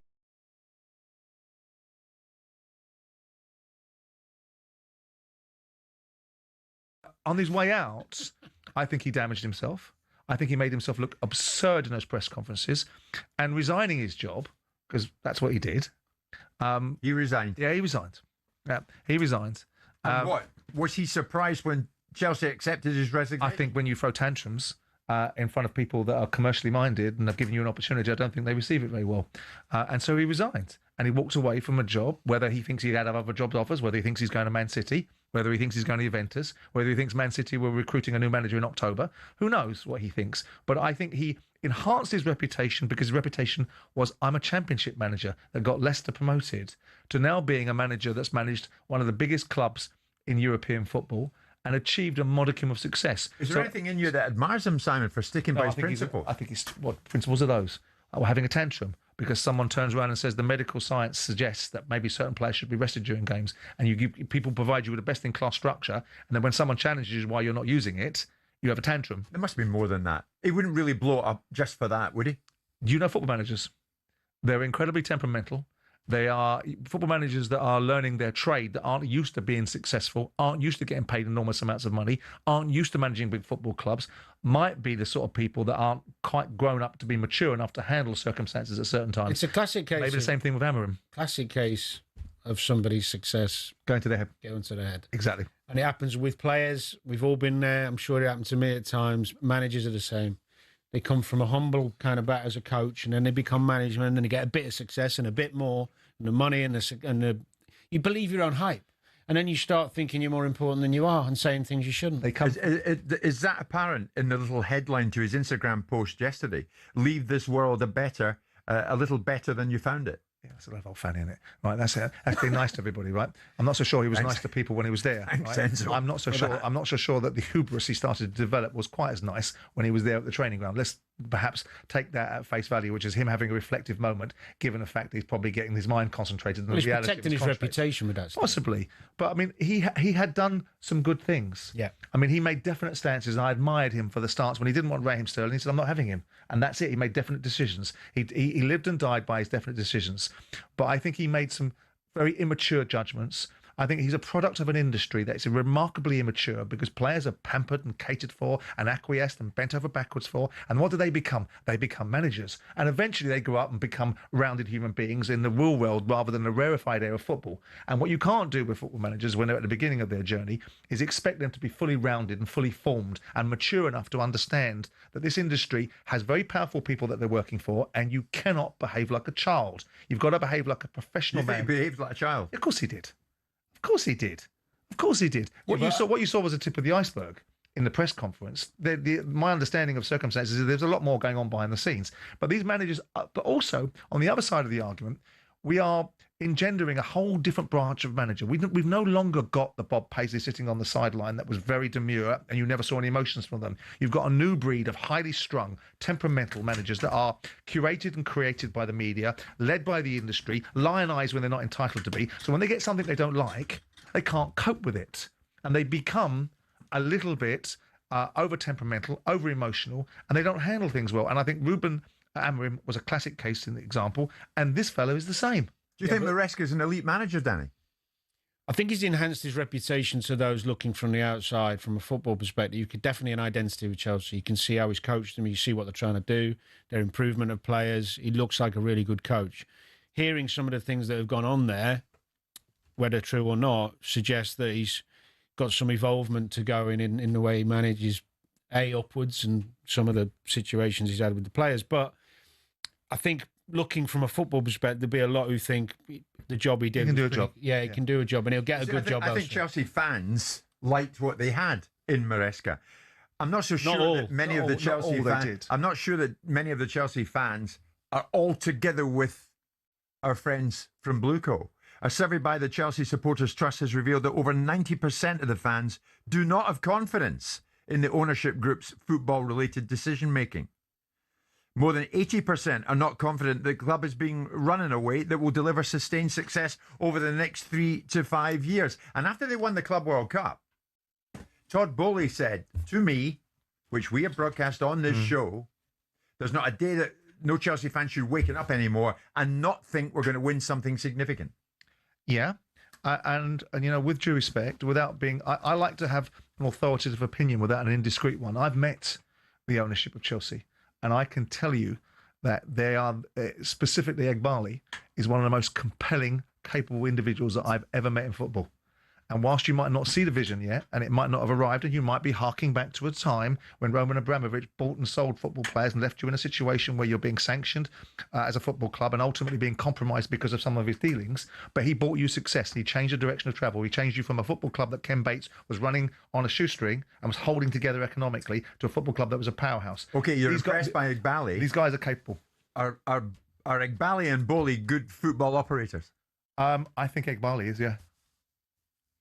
Based on what? Based upon what I've understood from him. But football operators, not commercial operators. I think he's both. Football operators. I think he knows precisely what he's doing. And I'm not, people are going to say, "Oh, well, I've got no allegiance to Chelsea. I couldn't give a monkeys about Chelsea. I couldn't give a monkeys about Tottenham. The team I care about is Crystal Palace." But when I meet people, I spend my entire time bringing situations to the circumstance and having a go at people. So when I'm praising somebody, it's not because I'm getting a backhand or because I've got some affiliation or it's because I speak the same language as them. Because when I see someone that's really, really good, and it's very rare, because I see a world of blaggers and people that BS all the time and people that will have you believe they can do things and they can't. I think Eghbali is one of the most capable individuals that I've ever come across, both commercially and in his vision for Chelsea and his understanding of what's required of owning a massive football club. So and I think in vast numbers, members of the Chelsea Supporters Trust not having him? Because they don't like the direction of travel. They don't like the fact that the team isn't winning. They don't like the fact that things have been done differently than the orthodoxy they got used to. Some of them didn't like the way Roman Abramovich operated. Some of them felt that Roman Abramovich hiring managers, getting to the level of success and firing them wasn't palatable. But Roman Abramovich changed the thought processes around Chelsea. He came in 2003 and spent more money than everyone had ever seen at Chelsea and bought and secured a legacy for himself and a level of success that most English clubs can only dream of. But that ended in a bad outcome. It also ended up in practices that have now been discovered that are putting Chelsea in jeopardy going forward in terms of illicit payments that have now been coughed up by the new ownership that Roman Abramovich will see whether they have far-reaching consequences. Does the likes of Eghbali care or not care whether he's liked or not liked by the Chelsea support? Well, I think it's a difficult... I mean, do you care about what people... I think everyone cares. I think everyone cares to a point of view. Did you care? To a point.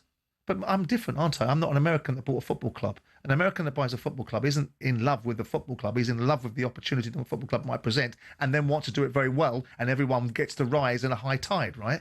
So me, I was a local boy whose father played for the football club who wanted to be successful with the football club. Different dynamic, not a fair comparison. Will he be good? Will they be good for Chelsea? I think in the longer term, I've always said that I thought Chelsea would win the league in 2 or 3 years. I was laughed at, and maybe I'll be wrong, but I won't be wrong by that much. And just to underline this, Igbali is the power. Yeah. The sole power. We can push Todd Boehly to one side. Clear Lake and Igbali are 62% shareholders, and having spent a bit of time with them, and I don't want to wish to be indiscreet, but I am not impressed by many people. And I've been around football, and I've been around most boardrooms and around most people, and I've met most of them. This was one of the most compelling individuals that knows what he wants, knows how to achieve it, and I'm telling you, I'll be very surprised if he doesn't. Although I trust your word, irrelevant of how impressive he is and how good his vision is, ultimately he's going to have to do something with a Chelsea team that nobody's ever done before, which is to win things like Champions Leagues and Premier Leagues with no experience, and it's never been done.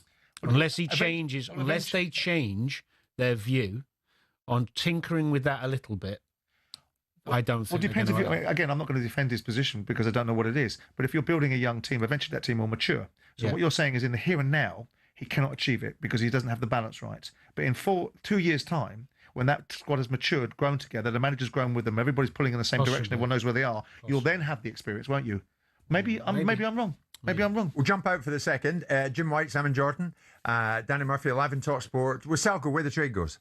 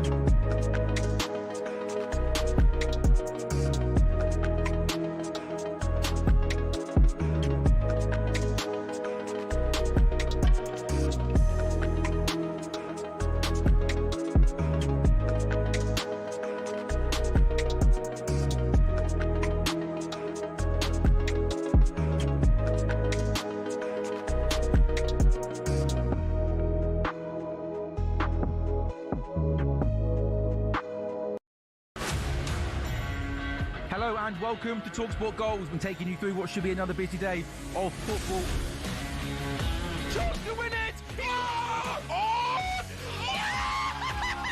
We don't don't need to do that, guys. I'm going to owe you an apology.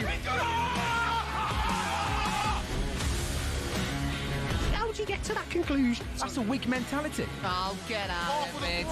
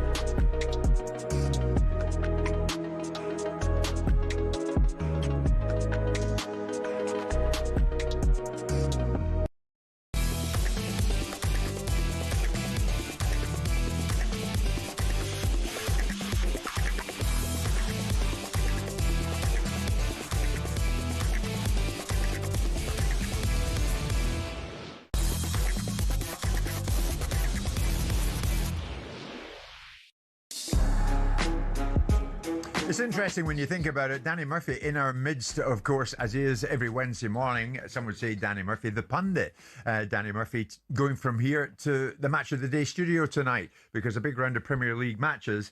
Danny Murphy, the pundit. But he's more than just a pundit, is he not? Having said that, how influential and consequential is the voice of the pundit in today's sporting media? The reason I ask that this lunchtime is that during Amarim's I Am the Manager speech, just before he exited stage left, he seemed to suggest that Manchester United had become too sensitive to outside criticism. Amarim said if people cannot handle the Gary Nevilles and the criticism of everything, then we need to change the club. Even in the build-up to Newcastle's match tonight against Leeds United, Eddie Howe spoke about influences outside of the club, even mentioned Sir Rod. Yeah, I missed Rod, so I didn't see that, which was a shame. The climate for modern day managers is difficult. It is difficult because there's a lot more media and there's a lot more exposure to different opinions. So I think my method is to bunker myself away from it and to ignore it and to make sure my brain and thoughts don't get contaminated by stuff that's absolutely irrelevant to me. It's focusing on the game ultimately and the players. That's what I try to do. So how can I make my players better? How can I have better relationships with them? How can I push them to better performances? How can I help the team? Where do we need to improve? Constant analysis of how we play. That, for me, will change or help change the next result, hopefully, in a positive way. Getting involved in politics and all the other stuff that's around won't help me or the team or the players. That was Eddie, of course, when he mentioned Sir Rod, of course, was doing his nut about Wilfred Nancy at Celtic and breathed a huge sigh of relief when he heard the news that Martin O'Neill was going back for another spell in interim charge. But Ruben Amorim was a different set of circumstances, Simon, was he not, Danny? And the man, in his goodbye speech, he seemed to suggest that if people can't handle the Gary Nevilles and the criticism of everything, in other words, hierarchy he's talking about. Pundits and how they can sway a boardroom. I mean, can they? Can they? Well, I mean, it seems that he's suggesting it can. Great listening to Eddie there. That's exactly the type of intelligent, articulate man, an answer you'd want from a manager, somebody who's completely focused on his job, comfortable with his own thoughts and views and what he wants. Yeah, I always allude to the best managers I worked under. If it was Houllier, Roy Hodgson, they'll be aware of what's being said, but because they're so bright and forthright with their own views and what they're trying to do, it doesn't really enter their brain. I think it would be naive to think that managers don't know what's being said by ex-players, especially important ones, but it depends how strong you are. If Amarin's getting emotional and frustrated about some of the things that pundits are saying coming back to him through the hierarchy, I think that's fair. Why should they be, the hierarchy of a football club shouldn't be being dictated to by ex-players or ex-pundits. But Eddie's right. The best managers like him, they just crack on. Yeah. They don't get too fussy. Shut yourself off from But it's an interesting point of view because it depends if what the pundits are saying is right. Yeah, or fair. So if the pundits are right, I mean, it's interesting. because, with all due respect to Eddie Howe, he made a beeline to do an interview with me on Upfront because he listens to this show, and I think he wanted to have his view on certain things, and he wanted to have a conversation with me because he either wanted to correct my thinking or challenge it, right? And what did he do? He did a bit of both. And, I asked him how it was like working for Paul Mitchell and questions like that, and he sidestepped those and things of that nature because they were designed to get a reaction from him. But the modern day manager has to accept that the social media world and the digital world now opens up a raft of opinions, and shows like this open up a raft of opinions. Should you be listening? Should you be affected by drivel that's uttered by people that have no substance? Of course not. If Gary Neville says something that's substantive and the boardroom listen to it and think, actually, he's got a bloody good point, then it's about the issues of what you're doing as a manager. If you're doing a good job and the job that you're doing is being unfairly criticised and the boardroom listens to it, then you haven't got much of a boardroom. I was going to say, do you not have your own mind in the boardroom? But there should be competent enough people within the hierarchy who are already thinking and on the same lines of people like Gary Neville or Roy Keane, whoever is speaking, because what they're talking about is something bloody obvious. You change your system to what everyone thinks you should have been and start winning some games, then you go back to your old one and start winning. I think it's quite. I think what it is. I think it's a way of demeaning those that you work for. It's like the Len Shackleton book, isn't it? It's basically what do directors know about football or blank page, and what are the best club owners are the ones you never hear from. It's a way of saying that the criticisms that I take from the board are being fueled by people that are pundits, and why you listen to pundits. Well, if you were doing a good job, it wouldn't matter. Then it really wouldn't matter, would it? So really and truly, let's get away from what boardrooms do listen to and what they don't listen to, and how influential pundits are and how influential they're not. And let's see if what they're saying is true, and are your shortcomings there to be challenged. Not silly little, picking at holes just designed to create an argument or to create content. I mean, I think Gary Neville is a very astute observer of football matches. Yeah, I don't concur with his views on society. I don't concur with some of his endless assaults on the structure of Manchester United, because I think there's an agenda being served out there. But as far as his observations, I don't think he's a wonderful observer on football club ownership. I don't think he did a marvellous job with Peter Lim's money at Salford. So when he talks about football club ownership, I don't take much notice of it. But when he talks about the structure of a football team and seeing a football team play in front of him, I will most certainly listen to Gary Neville. Palace, were you ever influenced by anything? I think I know the answer to this.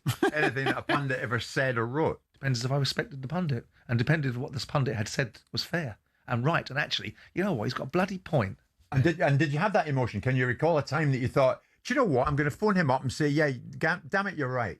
Well, yeah. I mean, but that would not necessarily be just from a pundit. It might be from a circle of influence around me. I know you enjoyed reading your own column in the Telegraph, wasn't it? That's where he got his ideas from. The Guardian, actually. Thank you very much. The Guardian. I was in the Guardian for a time being. Oh boy. But no, I think punditry has a place. Good punditry has a place. Yeah. And what we've got too much in society of is so many people that aren't experts offering. If I have to listen to another so-called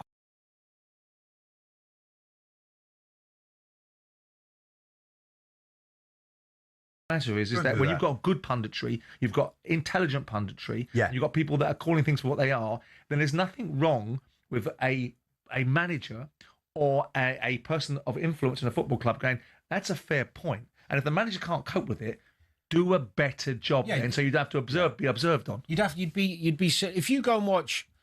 I remember Carrot doing a breakdown on Tottenham's midfield, not playing forward and being too safe on a Monday Night Football, which was great. Did it really well. Agreed with him completely. Yeah. Is Jimmy a different person, incidentally, when he's on CBS with Kate? Yeah. Yeah. But totally different. But his football knowledge is as good as he's the one I put up there in terms of spotting similar things that I think I spot. But the point I'm making, if Thomas Frank didn't know that already, he should be watching it. Yeah. He should be. Yeah. Because it'll help. I mean, now he should be seeing it himself. Like it's not that difficult. Sure. But why would you shut yourself off to that? Okay. I'm going to shut myself off from YouTube because it's 12:30.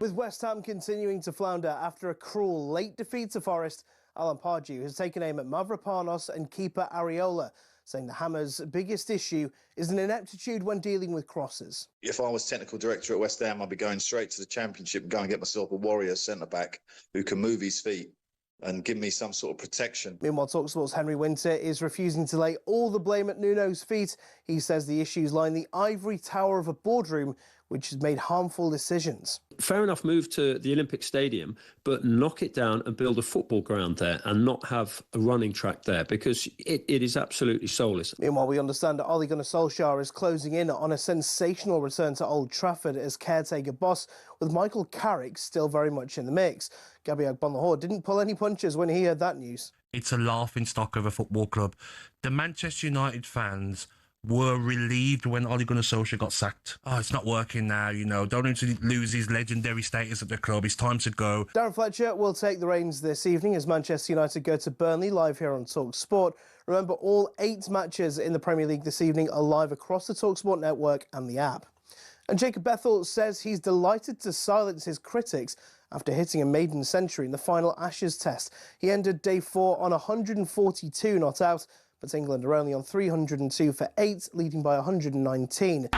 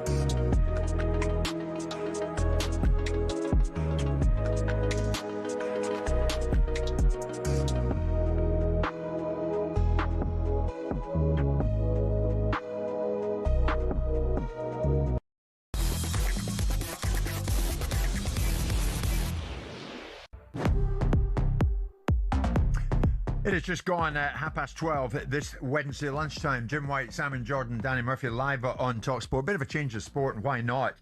Looking at tennis at the moment, and it seems player power is alive and well in the world of tennis. The Australian Open, which is upcoming, of course, this very month, has announced a 16% increase in prize money for this year's tournament. The increase will take the total prize pot to 111.5 Australian dollars. That's about 75 million US dollars, and puts the first Grand Slam of the year, which it is, ahead of our own Wimbledon, which is now lagging behind.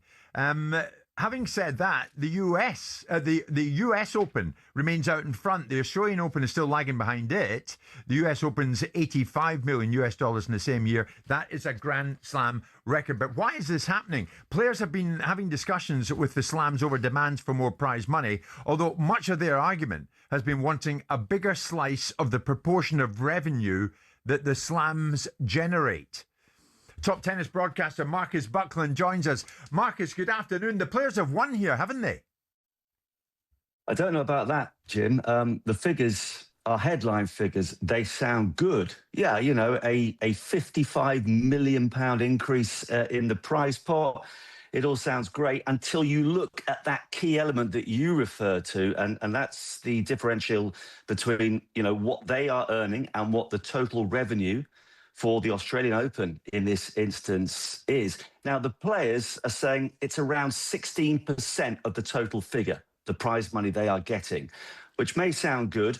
But if you look at other sports, the NFL, Major League Baseball, that sort of thing, they're getting around 50% of the revenue in terms of their prize money. So there's a huge gap. Now, they're different sports, team sports, individual sports. What the players want, though, is around a 22% split of the total revenue and their prize money. So based on those figures, the players may be winning, but they certainly haven't won yet.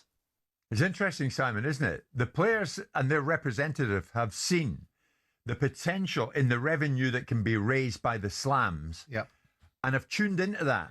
and are saying, right, we want a bigger slice of the action here. It's not necessarily, I mean, with all due respect to Marcus, it's not a fair comparison to compete with the NFL or MLS or Premier League football, any of these percentages of revenue that's distributed to the participants, because tennis in of itself has a different structure. So the question then happens is, what happens to the other $400 or $380 million that Australian tennis generates from this competition, because it gets deployed back into a sport that has an infrastructure cost that football absorbs in itself. When you're a football club owner, you absorb the cost of the infrastructure that you're supposed to be upholding, which is your academies and your development, so on and so forth. Yeah. Tennis in and of itself has a different infrastructure cost. So the deployment of the resources and the income that goes back into the game itself. So you have to get the balance between what the elite players are taking out of the game and what their elite performances are providing for them.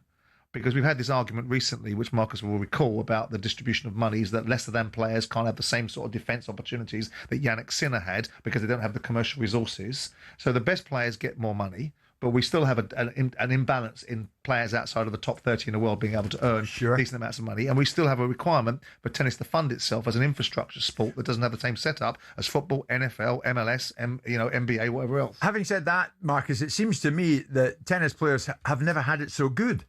I mean, the upcoming Australian Open champion will receive 2.8 million Australian dollars, as will the women's winner. So that's a 19% increase on 2025. If you go out, Marcus, in the first round, you pick up 100 grand. Yes. No, I accept that. I mean, those figures are great. Yeah, we'll all take home happily 2.8 million. I mean, winning the Australian Open takes a fair bit of skill, so that I think it's money well deserved. The second point you make, though, is a good one. Yeah, if you get to the first round, that's a minimum of around £100,000, $110,000, whatever you want to say. What I will point out to, though, is that, yeah, that sounds a lot of money. But unless you're actually really involved in the sport, you don't appreciate how good you have to be just to get into the first round of a Grand Slam and your costs and all the rest of it to get that far. So I think that's worth bearing in mind. I will also fully accept Simon's point as well. Tennis for Australia is a non-profit business model, and it is looking to put everything back into grassroots tennis. It's got to fund some of the other events that take place in Australia at the moment, in Brisbane, in Perth, the United Cup, that sort of thing. So it certainly isn't that straightforward. And I think it's a very difficult argument, because those figures on the face of things are not going to give too much sympathy to the players. But as with everything, it's a little more complicated than the headlines might suggest. Marcus, actually, while we have you, I've been meaning to ask you this. The recent so-called Battle of the Sexes match between Nick Kyrgios and Sabalenka, and it was won by Kyrgios, 6-3, 6-3. It was played in Dubai last month. Has it done any good for women's tennis? And the reason I ask you that is that Sabalenka's compatriot, the Pole Iga Swiatek, has admitted that she was uninterested in the match and said that the women's game really didn't need it. Listen, Jim, I've got so angry about this whole conversation. The negativity that came out of what was effectively a big, high-profile event designed to get eyes on tennis. That's what it did. Now, the fact that the match itself wasn't great, and certainly some of the rules that they brought in to try and negate the advantage a man has over a woman, in particular the fact that Sabalenka only got one serve, did not help. So they could certainly do with fine-tuning some of the rulings. But I'll reverse that question, Jim. It's certainly done no harm to the women's game. I don't understand all this negativity. And the only person who could have lost that night was Nick Kyrgios if he'd been beaten. And, OK, maybe some people didn't enjoy the match as a spectacle. I think it achieved its ambition, which was to get eyes on tennis. It was nothing to do with social change. That's what Iga Swiatek's been saying. No, it never was meant to be anything to do with social change. It was meant to be a bit of fun at the end of the year. That's fine. But the reasons why people, and I agree with you, and it's not Bobby Riggs versus Margaret Court or Billie Jean King and all the social background of the society at the time, and an element of misogyny about Bobby Riggs' approach to the whole situation, even though he and Billie Jean King were great mates. This is an example of a player that hasn't played competitive tennis at a high level for 2 or 3 years, injured, ranked 670 in the world, cantering past the #1 women's tennis player. And for those that want to make the argument of how much disparity there is between the women's game arguing robustly and endlessly about the distributions of money, they should be paid the same amount of money. They operate at the same level. And then you get the 670th man in the world making the argument that John McEnroe and Pat Cash made all those years ago, which is people would rather watch them warm up on a tennis court as long as it's a man's match than rather than watching the number one woman player in the world getting obliterated when she steps up against a guy that hasn't played for 3 years. Well, I don't think she was obliterated. And I think, they are working on a level playing field. They're just different physically, Simon. I mean, come on. What are we expecting? Of course, Kyrgios was the favourite. I think you've got to manipulate the rules a little more to maybe make it more competitive. But I like the essence of the idea. How do you manipulate the rules more, on a big Mark? radio station are talking about it. How do you manipulate the rules more? Do you make the quarter shorter on her side of the net and give him... Well, it was short. Oh, you mean? Well, they did do that, didn't they? They did do that. I mean, Marcus, I noticed Sabalenka said it was able to show that tennis can really be huge. It was huge anyway. We knew that. Jim, that's the point. And I accept that on the face of things, a man playing a woman in tennis is only going to have one outcome. But this was a journey into making sport or tennis a sport that can captivate the whole world, and maybe we can come up with other different ideas in terms of making big spectacled tennis events, and I think that is the long-term plan. Well, maybe we can morph. Maybe tennis can have a word with itself about its transgender policy, and we can get a man playing a man dressed up as a woman. Only you could wander into that. That'll be next. A man versus a woman. It wouldn't have been that inevitable if it was me playing Sabalenka, I can tell you, Marcus. Thank you so much. Marcus Buckland with us this lunchtime in the crazy old world of tennis, where the players seemingly are earning more than ever.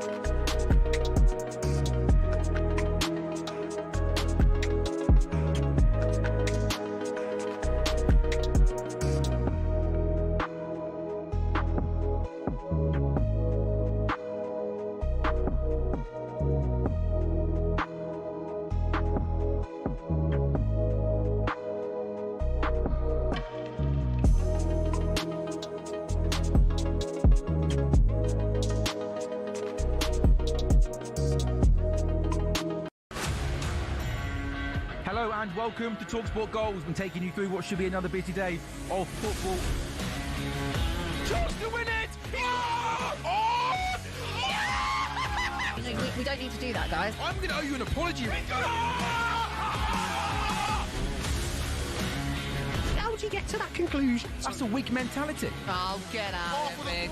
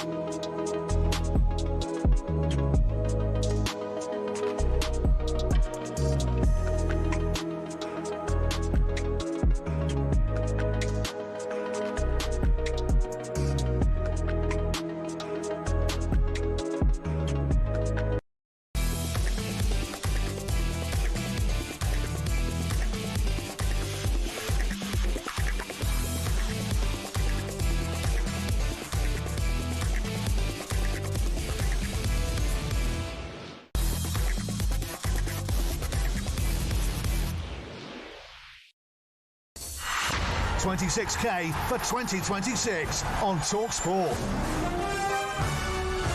Just 2 days left to get your entry in for your chance to win £26,000.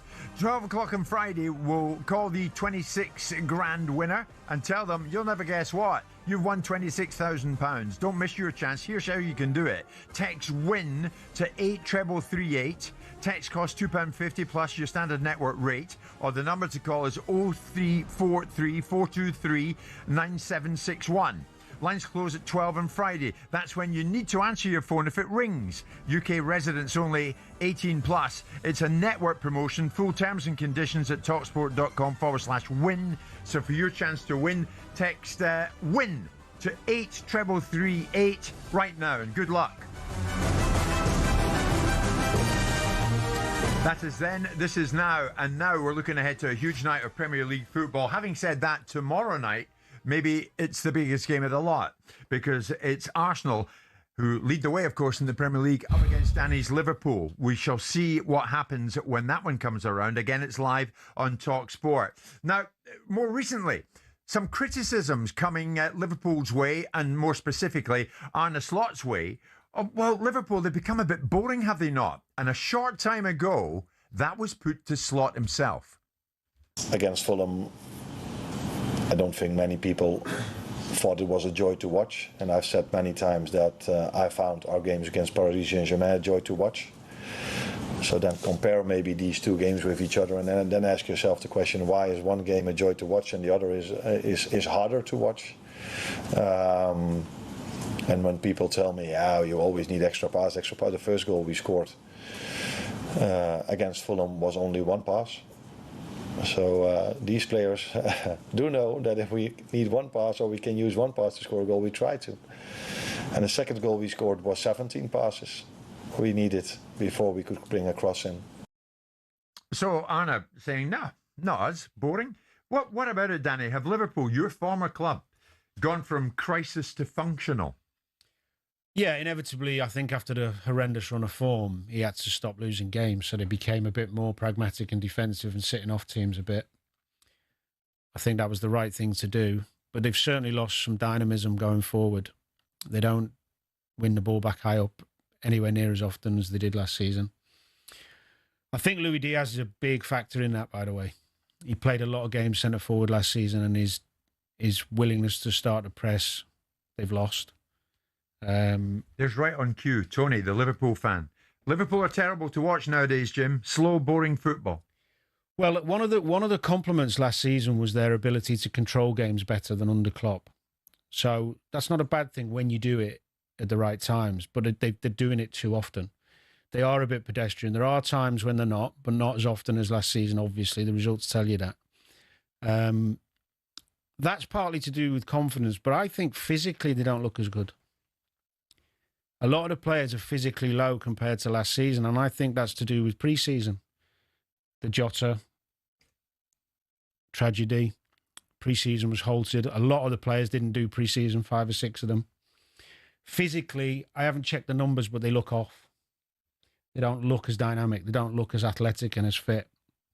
So there's a few factors there. They've got to get better. The performances aren't going to keep them on this good run, and the test at Arsenal tomorrow is going to be huge, isn't it? Because they are physically good. They are intense. They will come after you. I think what he's alluding to is Liverpool play better against better teams, and the games are better to watch. But we'll see tomorrow. We'll see. Actually, from a Liverpool perspective, are you worried about tomorrow? Yeah. Danny? No, yeah, I think I am. Look at me. I think if Liverpool get out of there with a draw, they'll be delighted. Really? Yeah. Gee, when did you ever say that before? Never. Well, I say never, not for many years when they had the wonderful... Yeah. I mean, Simon, when you look at it, Slot's current deal runs out at 2027. There was talk of a new contract a few months back. That appears to have hit the back burner. Liverpool's season began to go somewhat off track late autumn. Is it not as nailed on as it might once have been that Slot's here for the long haul? Probably not. But also, I mean, look at the side right now. They're regaining their poise. And if they've had to go back to certain basics to get themselves into a position where they can lean forward again, they probably will do. They won't stay in this particular way of playing in perpetuity. If it is in perpetuity, then we can start laying laying down the criticism. Yeah, they're 9 games unbeaten. If we so choose. I mean, I think that on the whole, Arne Slot has done a job that most people would think, besides that period of time where they've lost their way, which Man City did the previous season. Now he's got to regain his poise. Now, at the end of the season, they'll reassess and we'll see whether the contract conversation comes up, whether you really needed to be talking to a manager with 2 years left on his contract anyway. You know, you might have been wanting to talk to him about his contract now. The fact it surfaced so early was probably a construct of the media anyway, because there was no need for it to be discussed. You know, you look at Liverpool, you look at Arsenal, and you look at the first game they played this season. For the first 25 minutes of that game, Arsenal was so much physically stronger than Liverpool. And I don't understand Danny's observation about the pre-season, because the Liverpool players wouldn't have had a pre-season last year when they came out of the European Championships. You know, a lot of them were playing in the semi-finals against England. So they wouldn't have had anything more impactful than their pre-season preparations last year than this year. Aren't you? Sure, but why would they be less fit this season than last year if they had a tournament they played in? Because you have a break, don't you? You have a break. A lot of them had a break, and then you come back and start pre-season where you regain your fitness. The season before you're talking about. But I'm talking about the 24 European Championships, right? So they come out of that, they've got to win the league. Yeah, because this season they don't come out of that. What I'm interested to hear from you, Danny, is this fit? Right now, as we look at it, what have Liverpool got to do? And I know, put the ball in the back of the net. Yeah, fine. What have they got to do to leave there tomorrow night with all 3 points? Defend well. Yeah, they got to defend brilliantly and be bang on it, all of them, and play. And when you got opportunities, they're going to have to score. I think. I don't think it's going to be 0-0. Liverpool have to score. Ekitike being fit's a big. Apparently, Slot said in the conference he didn't train because he had a hamstring strain. If he's not fit, then they don't have a recognised striker, do they? Which is a problem. It is a problem. They're going to have to score. Is Gatko fit? Is he still? He started up front against Fulham, but he's not really a striker, so he doesn't give the same threat as Ekitike. So heart, head, and all that. How's it going to turn out? I actually think that really good players, top quality players, which Liverpool have, tend to raise their game against better opposition because you know you'll get walked over if you don't. Will they win it? No, I don't think they'll go down. Will they lose it? I think I think Arsenal edge it. Yeah, I do. I have to say that. If Liverpool can, if they're all at it, they can get a draw. But I don't think they can beat them. Okay, it's live on talkSPORT tomorrow. Danny, good luck. You're now heading off to the Match of the Day studio, and good luck with that. As for you, we'll be live on talkSPORT tomorrow from 10. We will. Whether you like it or not. And of course, out there, everybody seems to like it. And we're glad about that. It's 1 o'clock.